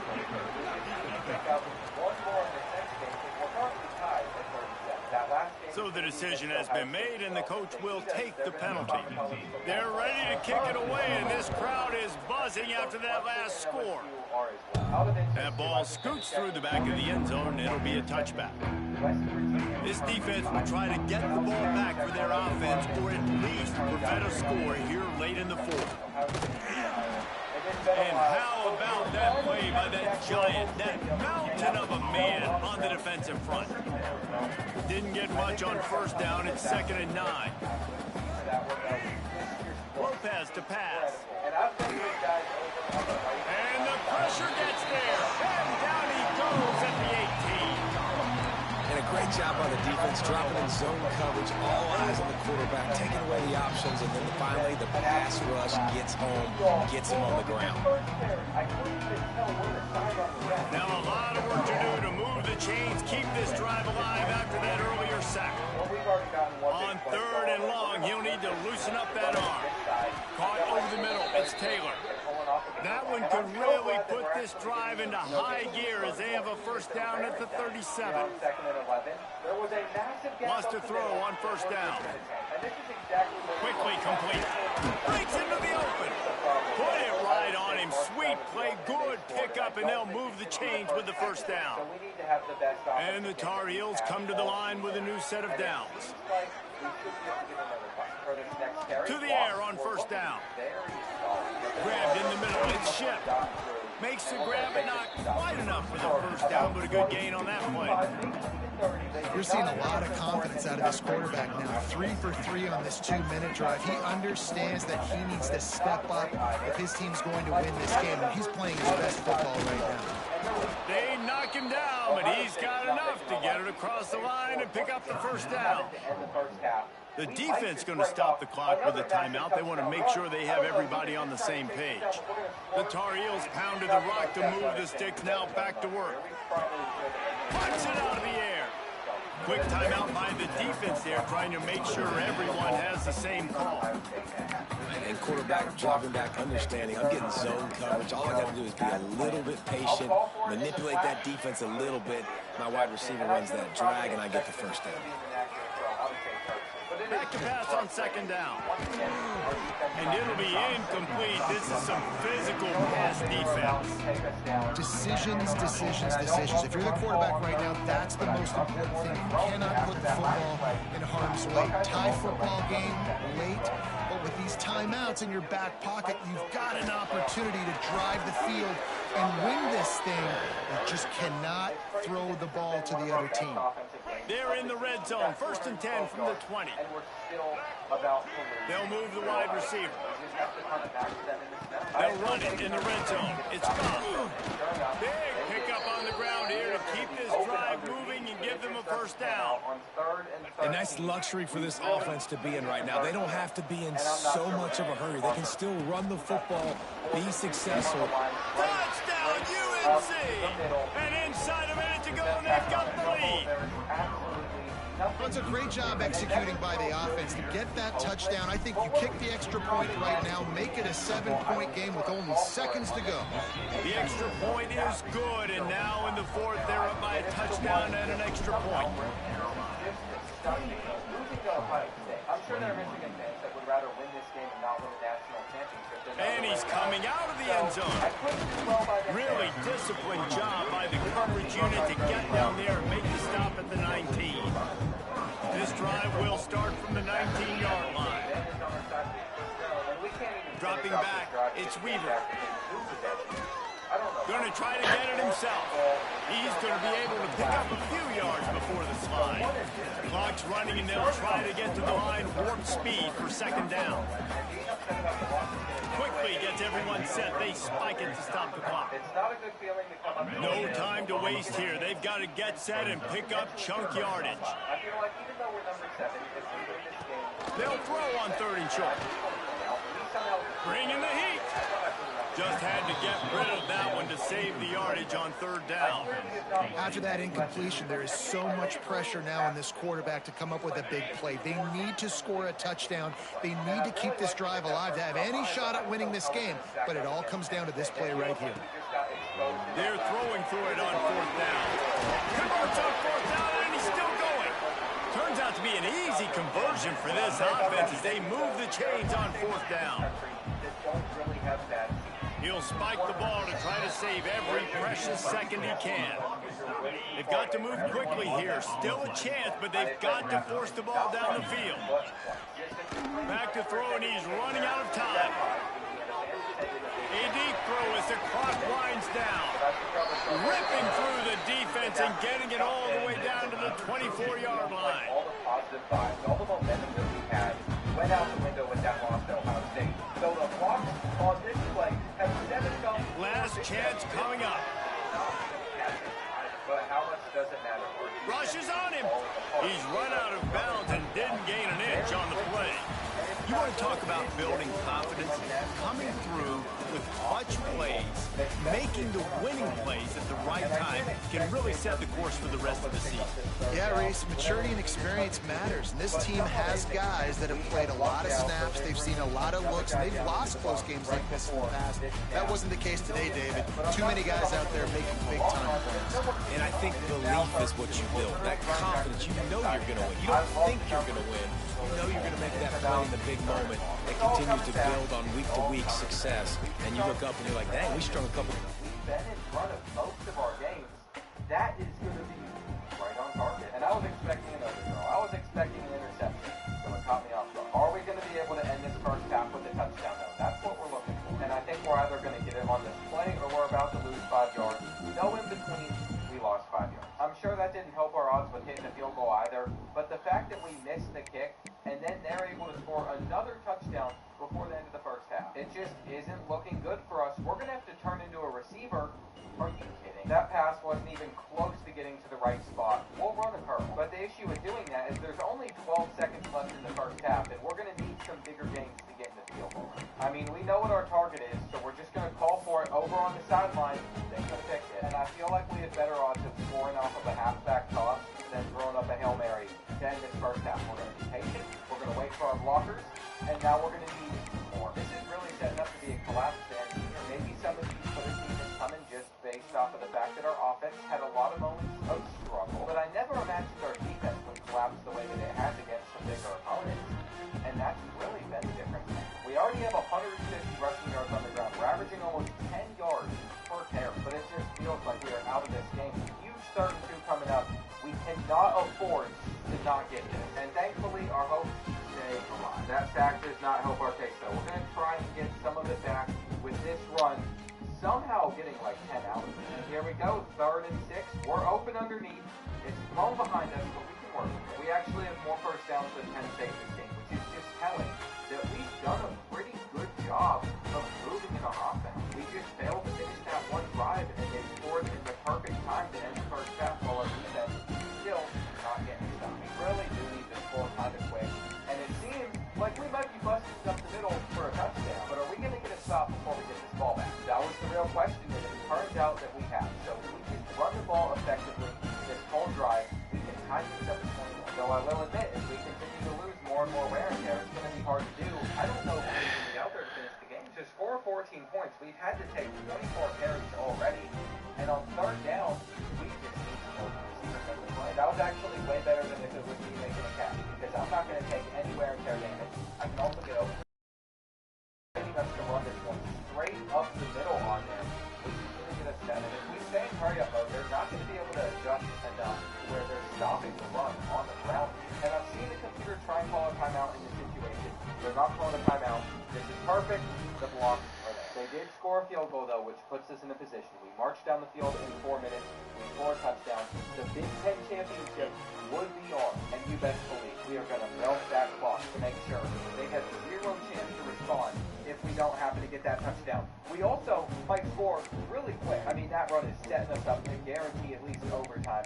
We probably need like another 10 on the ground. But I think we're going to be okay as long as we can stay out there on the field. That is my biggest concern. Is Coach going to sub us out? I really hope that he doesn't. On 3rd and 1, they have stacked the line, and they're going to come down, stop the run. And this is awful. We're going to be forced to take 3. Maybe it wasn't as bad as I thought, though. We hit the kick, and then we got it stopped. So we have the football back with a minute left in this game. And we should probably stop running the football. I bet we can complete an easy pass.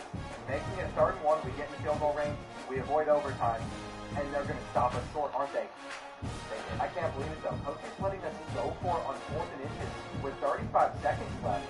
I respect the aggression, but even I would have probably punted there. And let's see, can we not make a terrible read, please? In my opinion, we have to return to 5 wide. Our high school roots, this is the formation we would go for if we ever needed a big play. And I think I just got to upgrade my catching at this point. The fact that we weren't able to catch that is such a big deal. Coming underneath, we have enough. No, it's a fumble. It's a fumble. I can't challenge it or anything either because it's broken Floyd. I mean, at least we made it to overtime. I thought that they might just kick a field goal, so we are lucky in that regard. But I'm not sure how much I got left in the tank. We're already down like -10 speed. There could be a point in this game where we just get pulled at any second. And fortunately, on Penn State's second drive, they were only able to get a field goal. So even though they responded to our first touchdown, we just got one step closer to having it. We're going to do the 8-yard line. No, fine. This is the problem, though. We've been now, and there's nothing I can do here besides just I hope to tell me for a couple plays what just happened. Don't tell me we lost the Big Ten championship. We got the win. We did everything that we could to put our team in the best position. But I'll tell you this, it's not a great sign of a national champion. It is nice that the Heisman Trophy, along with all the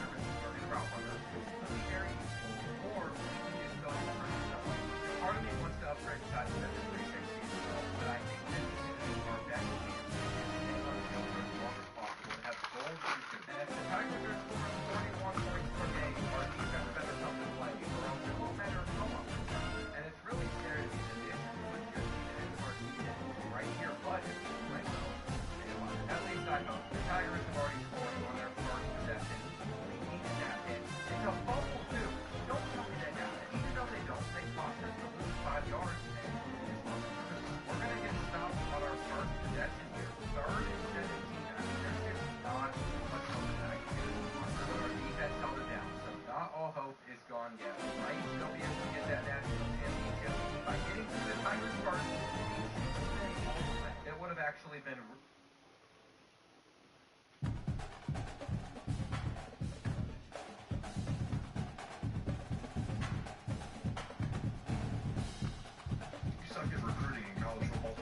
then you need to follow this strategy. If you're at a small school, pick 5 to 15 players based on your team prestige. Try to select players close to you so your visits are cheaper. Scout and remove any busts. I also like to move any gems I find to the top of my list. Offer all of them scholarships and then go to your schedule. Schedule some non-conference home games against some higher prestige teams you can beat at week 4 or later. Once in week 0, send the house on as many recruits as you can. Keep an eye on the overview to see what teams have offered those same recruits. If there's only 1 or 2 other offers, or you're the only one, you can get by for a few weeks with contacting family and friends if needed. After advancing to week 1, check the overview to see if you need to go ahead and cut your losses on it.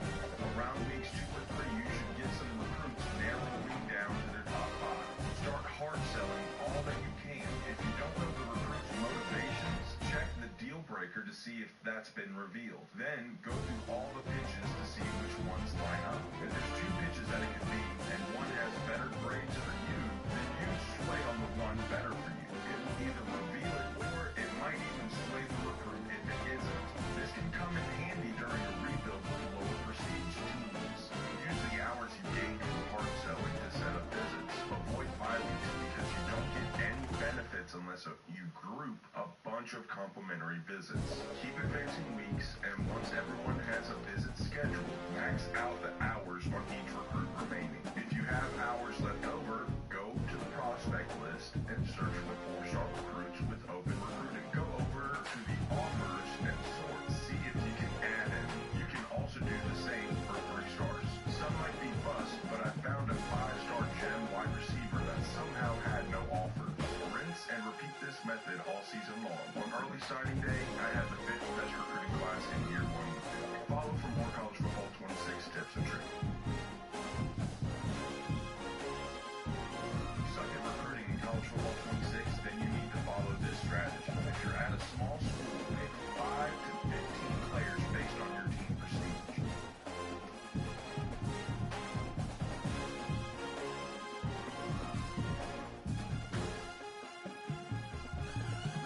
Overpowered blitz in College Football 26.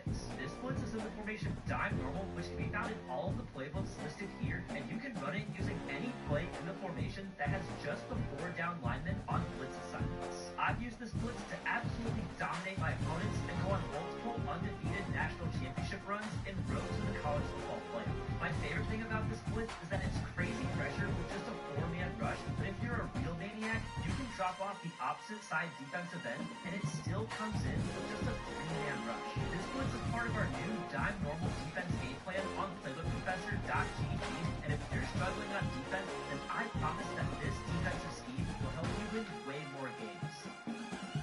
This is the most overpowered blitz in College Football 26. This blitz is in the...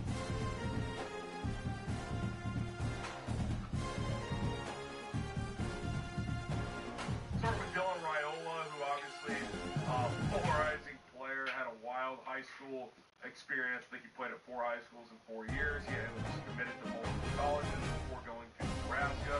I'm Dylan Raiola, and I can go be the starting quarterback at Oregon. That's pretty easy. I think he's right. Now, they obviously have to get a new offensive coordinator once signed after the college football playoff will leave and go become Kentucky's head coach. But what does Oregon always have? Speed, playmaking, after receiver. It doesn't seem to matter who the OC is. They're always good offensive quarterbacks have developed there over the last several years. Justin Herbert, Marcus Mariota. I think now with Dante Moore, we've seen it. Even Dylan Gabriel, Bo Nix. I think you go to...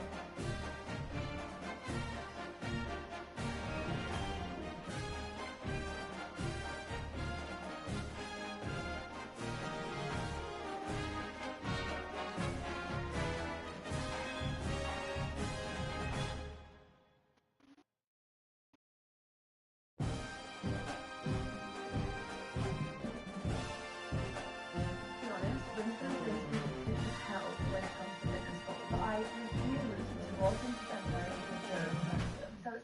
spice things up and give myself something to go. Number one is at least 70% healthy food. And yes, 30% of that is indeed for chocolate. It's Christmas, okay? Let's not be crazy. Number two is gym, at least twice a week. And go for a walk every day. It's not great.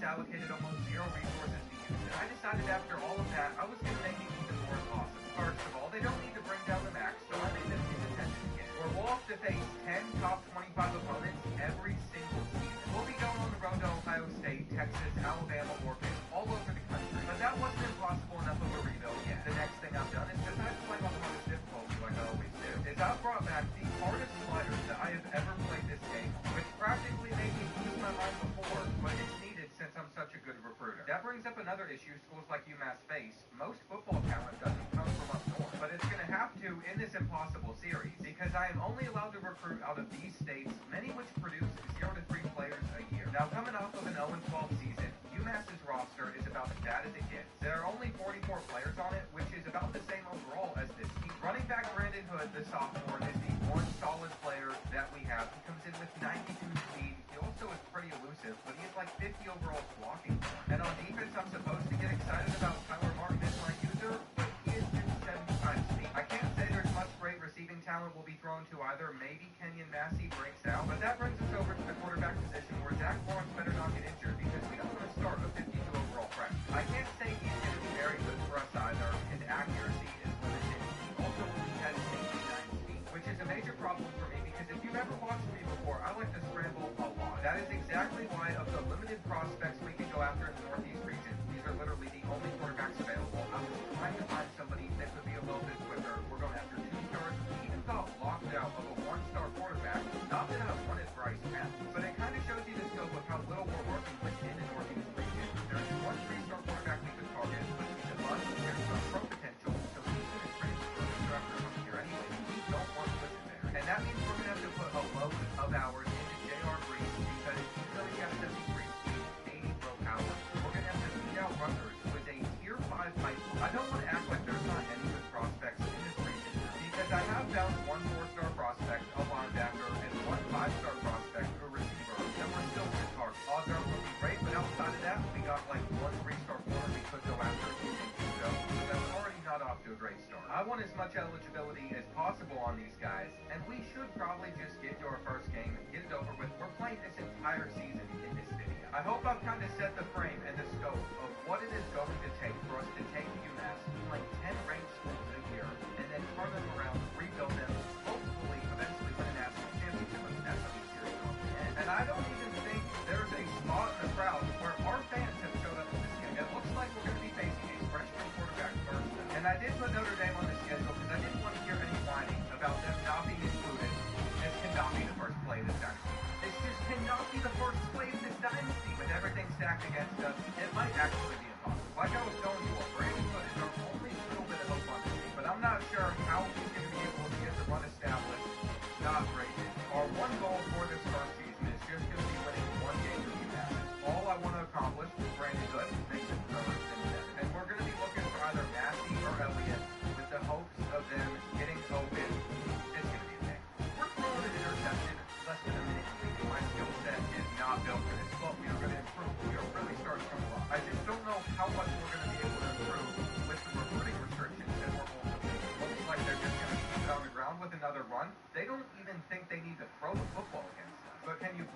Aeneas Williams has probably rushed for over 100 yards in his 3 carries. There's a flag, and this is very good news. It's against Notre Dame. We are getting some help that we need to stay in. Now that it's 1st and 20, they're still going to run the football. And do we think Tyler Martin is going to be getting anywhere with this 75 speed? I'm not sure, but we're trying to lurk up.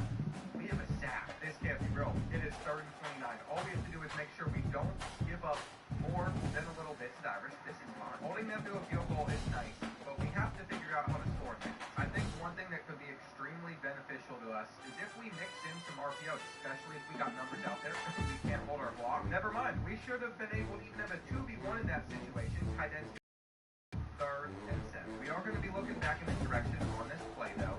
It's a big down for us. He seems to be open, and the throw is just short of the marker. I am going to force myself to play it realistically, because typically I just want to go for it there, but we have to run it. And I'm very interested to see how we figure out to find any bit of success this season if we can. We're going to get to know this roster pretty well. Who can actually tackle? Who never needs to play football for UMass again? And then some of these guys are just going to graduate. Like senior Tyler Martin looks like he's going to be covered for this play, or they just put the run and he brings it down. Okay, it is 3rd and 3. We're going to go with the cover 3 look, hard flats underneath. We have everything loaded here, so we'll fill the flag. And it's against us. What is this penalty? We just got to stop. He's got it.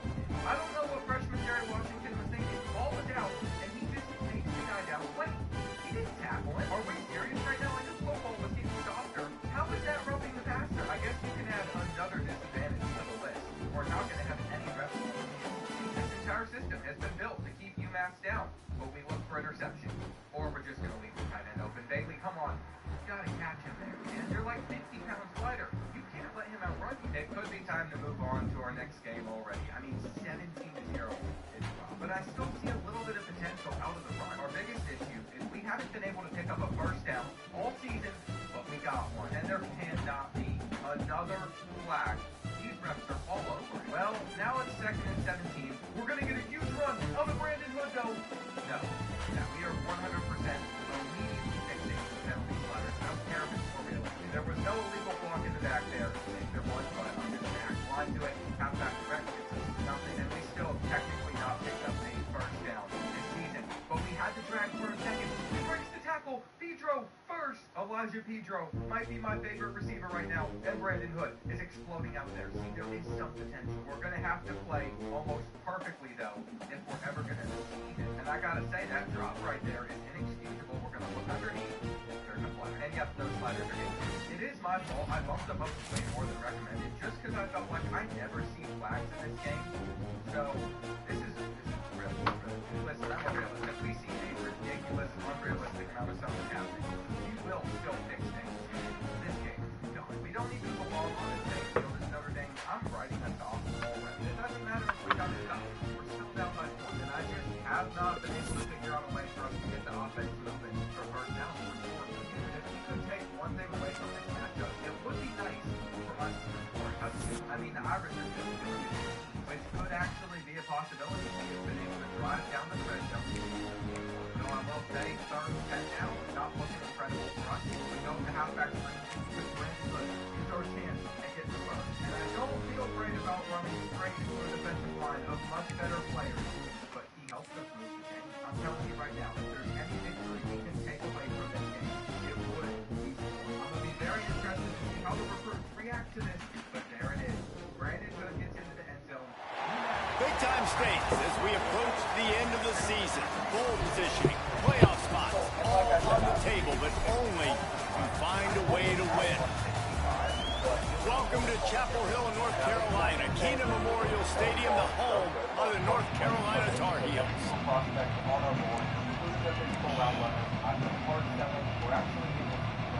And the Tar Heels will kick it away to start.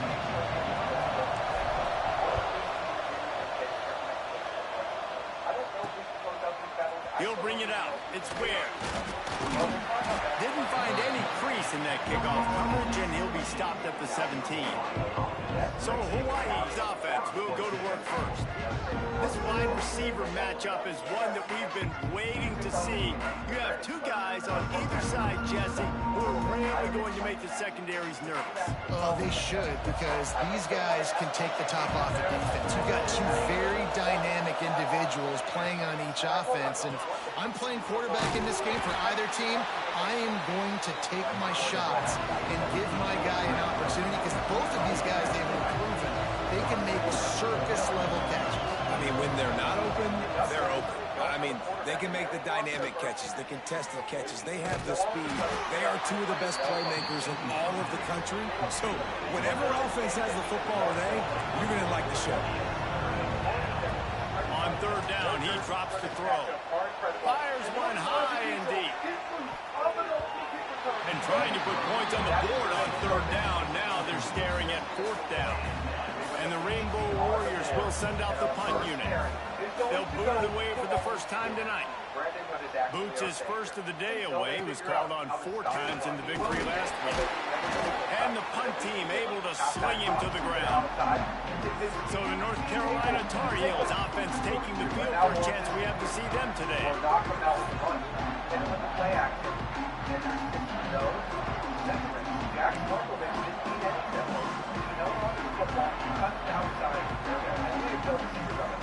Not deciding what we're doing, or we know exactly what it's done. But can Brandon Hood finish the job? That's the question.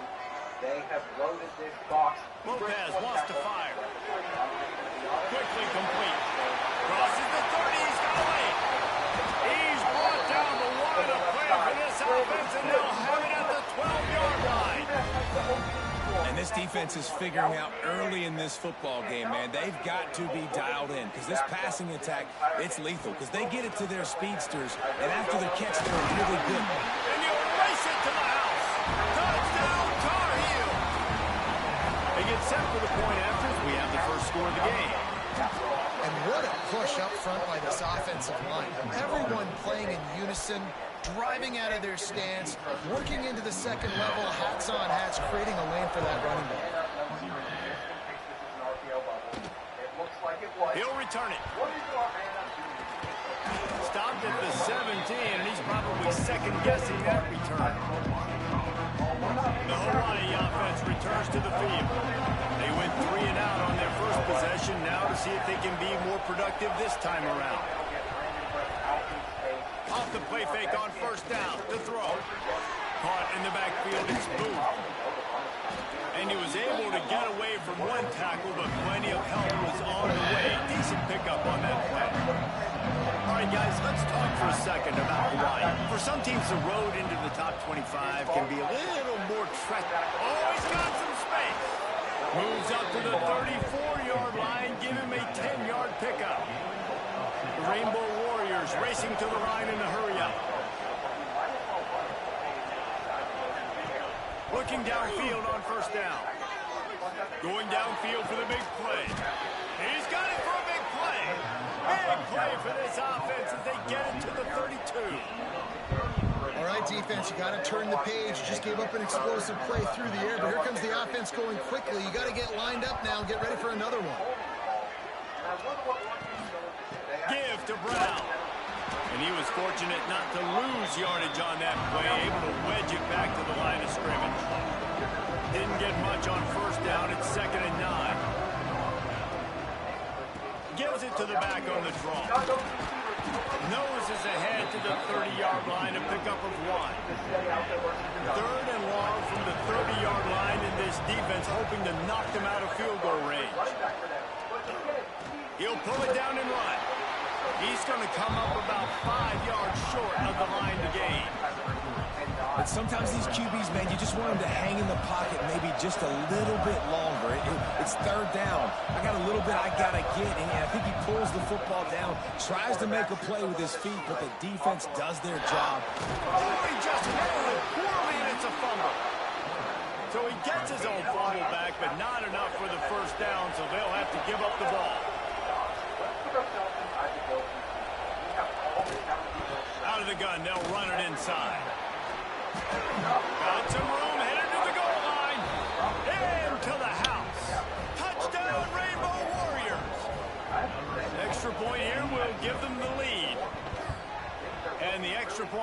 them on top by 1. So a scoring drive there of 83 yards. They're getting set to kick it away, and that last score took a little oomph out of this crowd. And no chance at a return here. They'll start this drive at their own 25. They'll put this one in play. First snap of the drive from the 25. And off from the shotgun. Banging, slithering, whatever it takes to get that ball up to the 32. The Tar Heels with a 2nd and short to keep this drive moving. Give to the running back. Look out, he's got room. Great pickup as they'll keep this drive moving, and they've got it at the 45. And a great job on the offensive line. If you're going to run the ball right at the middle, you better control the line of scrimmage. You can see the center, the guard, the tackles doing a good job getting on their guys just enough where this running back can get in the spade. He wants to go deep. Oh, he dropped it. That deep ball was right on the money. You just have to make that catch. Plenty of work to do here on 2nd and long. They'll run it from the gun. Still on his feet at the 45. They'll finally drag him down, but not before he gets it to the 40, and it's a first down. And the Tar Heels are rolling down the field. He's going to run it. He found a little opening and got loose. They couldn't stop him in the backfield, so a solid pickup there. I think he did a really good job, first of all, keeping his eyes downfield. You could see he wanted to throw the football. But when it's not there, don't force it. Tuck it down. Get some positive yards. And the quarterback runs out of time, and down he goes at the 38. And the defense gets a sack, and that's going to be the big determining factor in this football game. A week ago, he only got sacked 1 time. They've already got him on the ground. If they want to win this football game, they got to keep getting after the quarterback. This senior showed some serious arm strength, firing that one in for the first down. The Tar Heels come to the line with a fresh set of downs. Lopez to pass. They've got the screen set up. That one takes it down to the 13-yard line. That was just a perfectly choreographed screen. The line got out on time. The running back had a wall in front of him. And I think the quarterback did it. Touchdown, North Carolina! Made the grab in the end zone for the score. And it's so underrated. The relationship between a QB and a wide receiver, the timing, the ability to know where he's going to be and be accurate with the football, that's what leads to nice touchdowns, Jesse. Well, the chemistry between these two guys has to be great when you're throwing into the end zone because coverage is going to be tight. The throw might not be perfect, but this is something these two guys have been repping in practice over and over and over, and it's paying dividends now in game. Trying to pound it in. Stop short. They'll bring him down at the 1. He just couldn't get it in. They're set to kick it off, and this crowd now ready to get behind them. And we just got to keep on playing. Well underneath. Fielded in the end zone. It's Ware. I know he thinks he can house every return, but sometimes you just have to take a knee as he stopped at the 14. This should be the last play of the quarter. The give out of the gun. Great penetration by this defense, and they knock him down behind the line. A loss of 1. Guys, we've reached the end of the period, and North Carolina's on top. And we've come to the end of 1. And let's take a quick moment to catch up on the stats.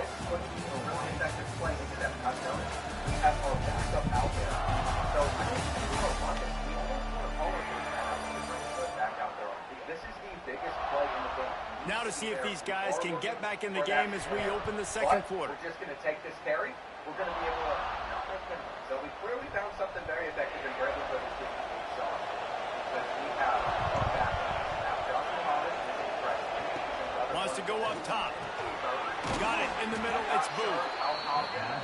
They make the stop, trying to pick up just a little bit at a time to get to that first down mark. Got it. You got it. On 3rd and long, he's going to have to throw for it. Finds him out of the backfield, and that did not work. Defense smelled that one out from the beginning. And the Rainbow Warriors will punt this one away. This will be the second time they've had to kick it away. Takes it on the return. They make the stop, and that is exactly what you want out of your punt cover unit. North Carolina has it back, and the Tar Heels so pleased to send the offense back out. On that last drive, defense had no idea what was happening. Quarterback can't pull the trigger, and down he goes at the 41. I love the defensive effort there. They didn't get him right away. They stayed after him. He was scrambling, going backwards. They get the sack on the first play of the drive. And it slips through his fingers, incomplete. That would have been a huge gain if he could have squeezed it. They've got a good chunk of ground to cover on 3rd and long from the 41. Here comes the heat. He is stopped at the 47-yard line, and that's not nearly enough to move the chains. Boy, if they don't convert this 4th down, there will be questions to be answered. Under fire. And the pass is incomplete on 4th down, but hold on just a second. We've got to see what the flag's about.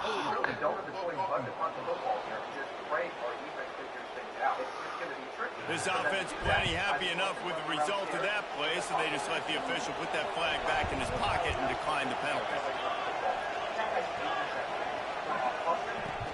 Coming out on 1st down with the play fake. Pressure coming.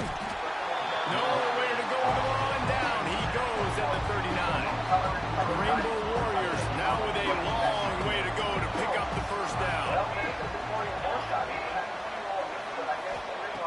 To the air on 2nd down. Here's the pressure. This freshman makes the stop after a short gain. The emotions and energy figure to be high all day, guys, because of what's at stake this late in the season. Really a must-win for both teams. Yeah, these are the ones that get your blood moving, Reese. You get jacked up, man. You don't have to say anything in the locker room, give these big speeches. You know what's at stake, Jesse. You're ready to rock and roll. This is when you prove you're the big dog. Which is pretty cool, too, because it's been a long season, and these teams obviously are both physically and mentally tired, but you're right. For this kind of game, this is the one you circled at the start of the year. You knew that this was going to matter. There was going to be a lot on the line. Now it's time to go out and prove you're the better team. Finds his way ahead for 5, and now they've got it at the 28. And after a successful run like that on 1st down, if you're the offensive coordinator here, maybe you're thinking about being aggressive and potentially taking a shot, because even if it's incomplete now on 2nd, you only have a short amount of yards to go here on 3rd. Defense closed down quickly after a gain of 3. They'll mark it at the 32. I like the decision there in the RPO game too, guys. I know we only got a couple of yards, but that play's going to open up bigger opportunities throwing the football down the field in the RPO game too. So keep handing it off to this guy. Let him see what he can do. And when the defense gives you the look to hold the football and then finally throw it, that's when you take advantage. On 4th down, they'll throw for it. Oh, he dropped it. Just didn't look it all the way in, and they'll turn it over on downs. Desperately wanted to convert on 4th down, but couldn't do it.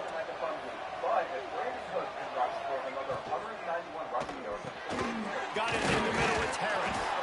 Makes the tackle right at the 21-yard line. Pickup of 10 on the play, and this offense is threatening with a 1st down. I don't know if this defense knows what just hit them, because they gave up the completion, they gave up a 1st down, and now here's the offense back up to the line of scrimmage again, going tempo. He had all kinds of company as soon as he got it. He had to fight his way back just to get to the line of scrimmage. 2nd down, he'll throw it. Catch in the middle, it's Brown. And just a short, safe pass play, they pick up a few. They've got it right on the edge of the red zone, but they face a 3rd and long. From the gun, wants to pass. Zings it complete to the right. He'll be stopped about 2 yards short of a 1st down. Referee signals timeout. It's the defense wanting to make sure that they have everything just right with a big play coming. And it slips just inside that right upright. That slices the lead to 2. We check in with Kevin Connors. What's going on, Kevin? Tough to beat in action, gentlemen. You know that. Let's take a look at the highlights. Western Michigan is in front. They've been impressive today, but they still have to finish the job, and that is not a given. They're up by a field goal over Ball State. The Maction never sleeps, and we'll circle back if anything big happens you should know about. Thanks for the update on that one, Kevin. Let us know when it goes final. Not what they had in mind to start this drive. Here comes 2nd and 13. Gets the back moving. Lopez wants to fire. Makes the grab. We got a timeout here late in the first half, and they'll try to get more points on the board before the break. When you run your slant route and it's against man-to-man, one thing you know you're going to get is hit. When that wide receiver catches the football, slants don't open up wide open. Linebackers are going to be there, safeties are going to be there, so you got to be able to take that hit and hold on to that football. They get enough rush, and it pays off. The sack at the 20. Here's a timeout on the field. Tight game here late in the first half. Hunt is on its way. Surprisingly makes a fair catch just outside the 40-yard line. Secondary walks up on the line, showing press coverage.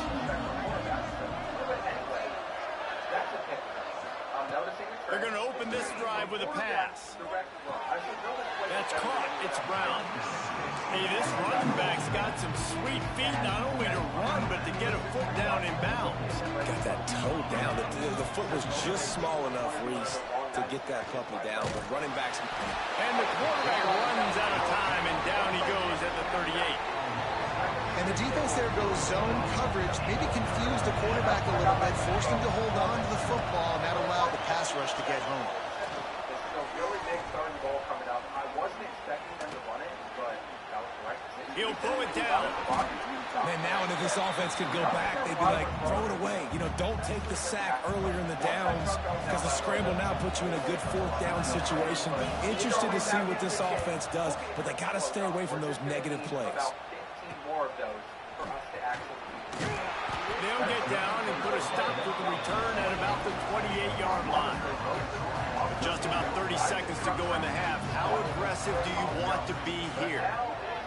Looking to throw on first down. Got a man. It's gone. Good pick up a little bit short of the sticks. And the Tar Heels will hustle to the line. Quarterback adjusting the pattern. Lopez to pass. He tries to take the top off. Pass is incomplete. The clock is down to 9. Well, the offense is doing their best to try and at least get into field goal range here at the end of the first half. So they take a vertical shot down the field, but give the defense credit. Lots of eyes back there on the quarterback. They're able to break on the ball and make sure that throw falls incomplete. They're going to go to the air on 3rd and short. Here's a hit. Takes a hit as he fires. Defense did a great job. 3rd and short on the opponent's side of the field. They're expecting quick throw. Everybody, they dug their heel on the ground. They're able to break on the ball, force the incompletion. Just enough time to get off one final play of the half. On 4th down, looking to pass. Going for it all. Makes the grab play for the first down. And he cruises his way to the house. Touchdown, UNC! I got to tell you, this offense has done some really good things here in this first half, and that was so critical. Scoring on their last possession of the half, they're padding their lead, and they've put so much pressure now on the opponent. He's got it. 2-point try as good as they build on this lead.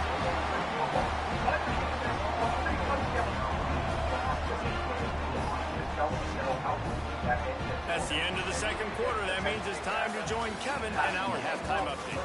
Thanks, guys. What a scene there in Chapel Hill. What a fine performance we've seen. And there's no more fitting place to begin than with this stud receiver and how he's dominated the first half. Some guys have the ability to elude and evade. This young man is a true 3-level threat. Short passes, the intermediate game, and then the deep ball. He is a problem. I don't think this defense has the solution. With that said, let's send it back to the guys at Neyland Memorial Stadium. Either way, we're cooked there, and we're also going to be cooked going to number 4 Ohio State. Jeremiah Smith was expected to try another goal. And the Rainbow Warriors will boot it away to start the second half. This offense works on top. And I think this is going And it'll come out to the 25. No attempt at a return. The North Carolina offense returns to the field. They got plenty done through the air in the first half, and we'll see if they even need to look for balance as we start the third quarter. Well, and I think defensively, you understand, like the running game isn't a big part of the plan. I wonder how they adjust and play more coverage to this pass-happy offense. Yeah, so you're going to have to be ready if you're a quarterback then. You're probably going to see some different coverages. You might see a little bit more blitz in the second half as well, so you have to know where your answers are. The Tar Heels come to the line on 3rd and short, trying to keep the drive alive. Lopez wants to fire. Got his man. At the 45 on his way. And he was loose and not stopped until he gets to the 47-yard line. And the Tar Heels will have it 1st and 10. The running back has it. Not a whole lot of room there. 3 yards maybe. 2nd and 7. Went to the running game on 1st down. Now here they come again. Might be changing the route. 2nd down, they'll go to the air. Lets it fly deep downfield. Touchdown, Tar Heels. They won it all, and that is exactly what they got. The mantra is always finish. They're trying to do that here in the regular season with this Week 12 performance. You know, quarterbacks and receivers, they develop confidence and chemistry as the game goes on. These two right now are definitely on the same page. He's not going to make it stop short of the goal line, and they are unable to extend this lead any further. And I do trust in OG to make something happen. And it's caught from inside the 20, and here he comes. Nice job executing all of the assignments as they put a stop to that return at the 22. Hawaii has it back as they send the offense onto the field. Off-play action on 1st down. He lets it fly. Pulls it in down the sideline. And they're getting it rolling with that play to the 42-yard line. This offense not wasting any time. First play of the 3rd quarter, and they're aggressive, taking a shot. You know they had some conversations in the locker room at halftime. How can we get a big one right out of the gate? Defense isn't going to be expecting it. They took the shot, they hit it, and this offense is hot. Line the chains now on 2nd and long. Brown has it. Able to pick his way forward for a decent game before the defense gets him down. The Rainbow Warriors want to move quickly.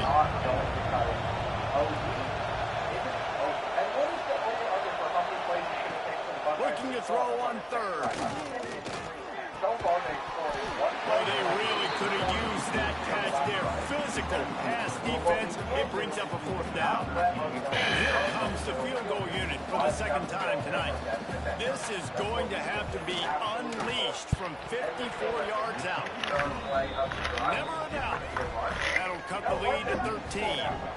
And not to be the old guys in the booth, but we are the old guys in the booth. Man, 50-yard field goals used to be really, really hard. Kickers nowadays, man, they are making it look so much easier, and he does right there.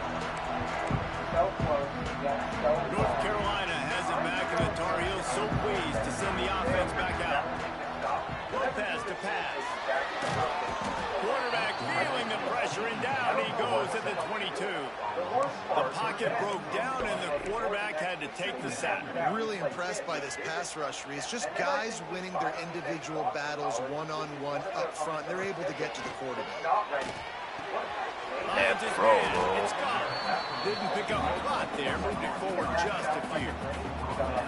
Again, this is a running back that can hurt you running it between the tackles, and he's dangerous out in space. They like to throw it to him out on the perimeter as he picks up a couple of yards there. And he was looking over the middle and couldn't make the connection. The Tar Heels will try to convert on 4th down. He'll try to throw and pick up the 1st down. Makes the grab, got the conversion, and still going. That's the kind of play that can really get you going as they get it out to the 36. He went up top to pick up the last 1st down. Let's see. Turning it on. Makes the stop at the 49, but not before he gets in plus territory, gets 15 and a 1st down. And the Tar Heels look to keep this drive humming. Fires toward the end zone. Touchdown, North Carolina! They took a shot to the end zone and found 6 points waiting on them. It's hard for a defense to have to cover so much space. When the offense goes empty, you get receivers and tight ends and running backs lined up out wide. You've got to expand, and it's harder to cover on the back end. Into the end zone for the 2-point conversion as they extend the lead. Kickoff unit back to work, and they have been busy as they built this sizable lead.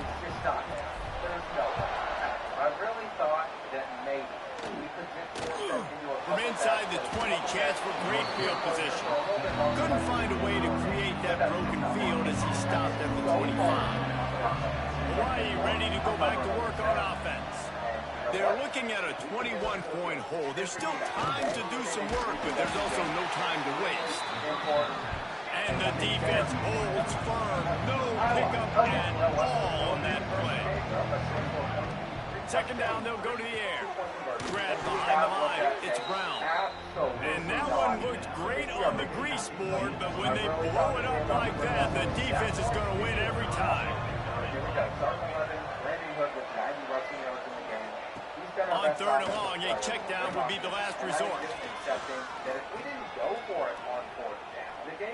Release to the back. Pulls it in. It's Brown. He'll be stopped short of the line to gain. Needed about 3 more on that one. And the Rainbow Warriors will call on their punt team. That leg is staying loose. Already the 5th kick of the night. Fields the punt. Wants to make a play. They'll put a stop to that return at about the 37-yard line. This drive will get started from the 37-yard line. Takes the handoff. It's gone. How about this sophomore stopping him short of the first down line after picking up a couple at 2nd and 8. Lopez wants to fire. He's brought down quickly. Minimal gain there. Still a bit short of the first down. Coming into this one, I thought this guy was going to be a monster. He was going to put up huge numbers. We know this is a big part of the offense week in, week out. The defense has done a great job clamping down on him. That is only his 2nd catch so far in this game. And how about this lower intestinal fortitude? 4th and 1 in your own territory, and they're going. He's got it. First down and goal. And they finally make the tackle, but this will be a pretty easy conversion for this offense. Wow, and that was just a bang-bang play. On that 4th down, the coverage was tight. QB had his receiver. He knew where he wanted to go with that, but goes toward the end zone. Touchdown, UNC! They went for it all, and it paid off with the score. This game must be moving so slowly for this quarterback. He sees everything 2 or 3 beats ahead. Way ahead. I mean, it's been really, really easy. I better get some more hits on him. I better do something to make him feel uncomfortable. Because right now, it's just like, oh, you're running that? Yeah, that's easy. I mean, he's already read your mail. You better change the address and do something different. A very efficient 5-play scoring drive. They're set to kick it off. You think this crowd's going to get loud when their defense comes on the field? He's just not going to get open. On the move from inside his 5. Really disciplined job by the coverage unit to get down there and make the stop at the 19. So they start this drive from inside their own 20 at the 19-yard line. Looking to throw on first down. Gets it out fast. And brought down. Looks as if that's how we'll end the 3rd.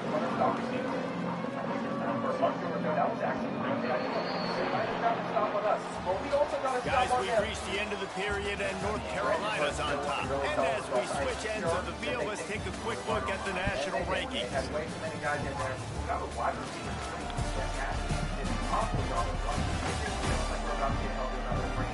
As we enter the 4th quarter, let's see if anything memorable can come from this one. It'll be 2nd down as we open the final stanza. Looking to fire. They'll run the screen. I don't love the play call at this juncture in the game. You're down. You've got to take shots. The defense is not going to be blitzing, so these screens probably aren't going to work. On 3rd and long, he has to throw for it. Looking deep down the right side. And they wanted it all on 3rd down, but now dealing with 4th down.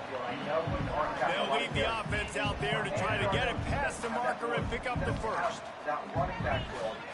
On 4th down, looking for the completion. Hauls it in easily enough for the first down. And they finally get him to the ground. An easy conversion for this offense. Defense not exactly the perfect 4th down call there. Looking to throw again. He's got the back in the middle. And they get to him and knock him down to prevent a big gain. And here comes the offense on 2nd down. Back to pass. Under fire. Strong pass rush gets to the quarterback, and they get him at the 46. Now a lot of work to do to move the chains, keep this drive alive after that earlier sack. 3rd and long, and he'll try to throw for it. It's complete. And he found all kinds of room and got it down to the 28. The Rainbow Warriors have this offense rolling. Wants to go up top on 1st down. That's caught. It's Lion. And a 9-yard gain on 1st down leaves him with 2nd and short. And the Rainbow Warriors looking to take advantage of this red zone trip. Snagged in the middle. It's Ware. He hauled that one in and got it down to the 15-yard line. Offense will try to get some momentum going on 1st and 10. Wants to throw on 1st down. And it's incomplete. If you're going to take a hit like that, you might as well hang on to the ball. Backed up now. Here's 2nd and long.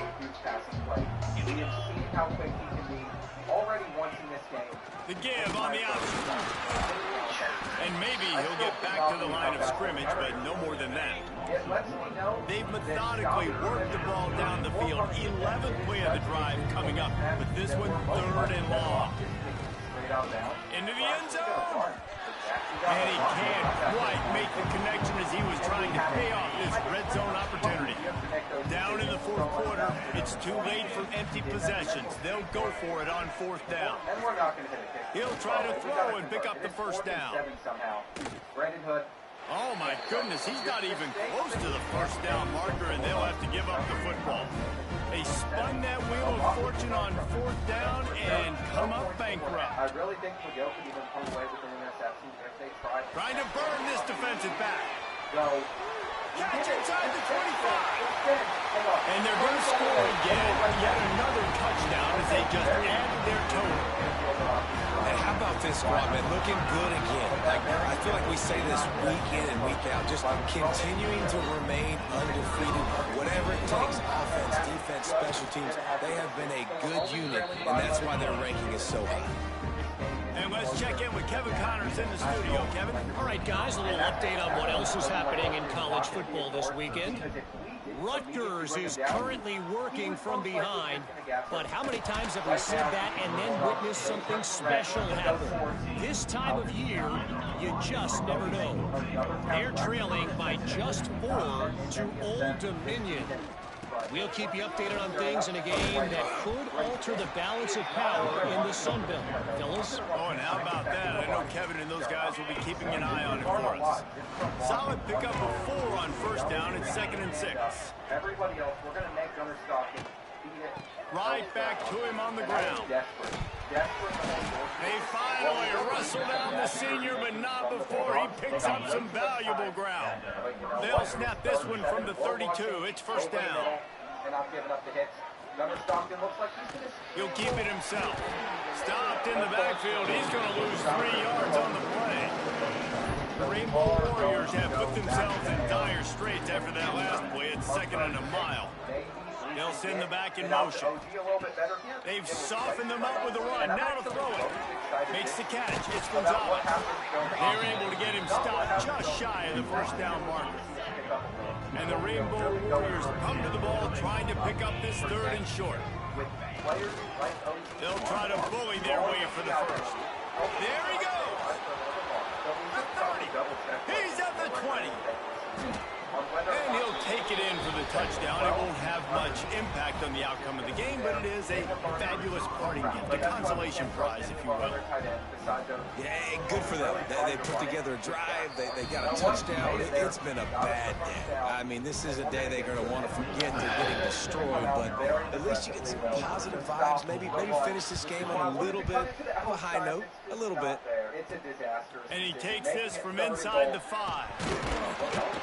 Nice job executing all of the assignments as they put a stop to that return at the 22. First play of the drive comes from the 22. They'll run it, trying to drain time off the clock. Got to be smart, patient, great vision, uses all of that to get to the 29. The Tar Heels in a good spot here with 2nd and short. Wide receiver going in motion. Quick pass on the fly motion. Out of the crowd, and now he's got room. There he goes. And they finally get him down, but not before. He's got him set up for business at the 49-yard line. This time of year, when you're the higher-ranked team, you're getting everybody's best shot. And guys, they answer the bell. There are head coaches in this sport that say nameless, faceless opponents. You got to kicked it off, and this defense really needed something to go right. Taking it the other way. Touchdown, Hawaii! The defense takes matters into its own hands. And this defense has had a rough day, but how about this play? Breaking on the football, making the pick, taking it to the house, maybe build some momentum for some future games. And he had the extra point to finish the drive. A few anxious moments there, but the hands team true to its name as they make the grab and get the ball. The North Carolina offense returns to the field. This is quickly turning into a celebration, Jesse, as they've taken control of this game. And they should feel good about how they played. They knew they had to come in here, protect home turf. They've gone out, they've run it well, they've thrown it well, David. Really, so much that this coaching staff can be happy about. Yeah, and now it's about stat padding, right? Like you can just put up more numbers. You know this game's pretty good. Don't turn it over, don't make a mistake. But this game is well in hand. And a decent game there before the defense makes the stop. They'll line up for a 2nd down play. From the gun, the running back tries to hit the hole. Not much running room there thanks to this senior defender. And the Tar Heels are in the hurry-up. Off the play fake. Throws to the wideout. And a missed opportunity on 3rd down as the defense knocks it free, and 4th down is coming up. So you might expect to see victory formation. Instead, you will see a field goal attempt. Oh, and the attempt is no good.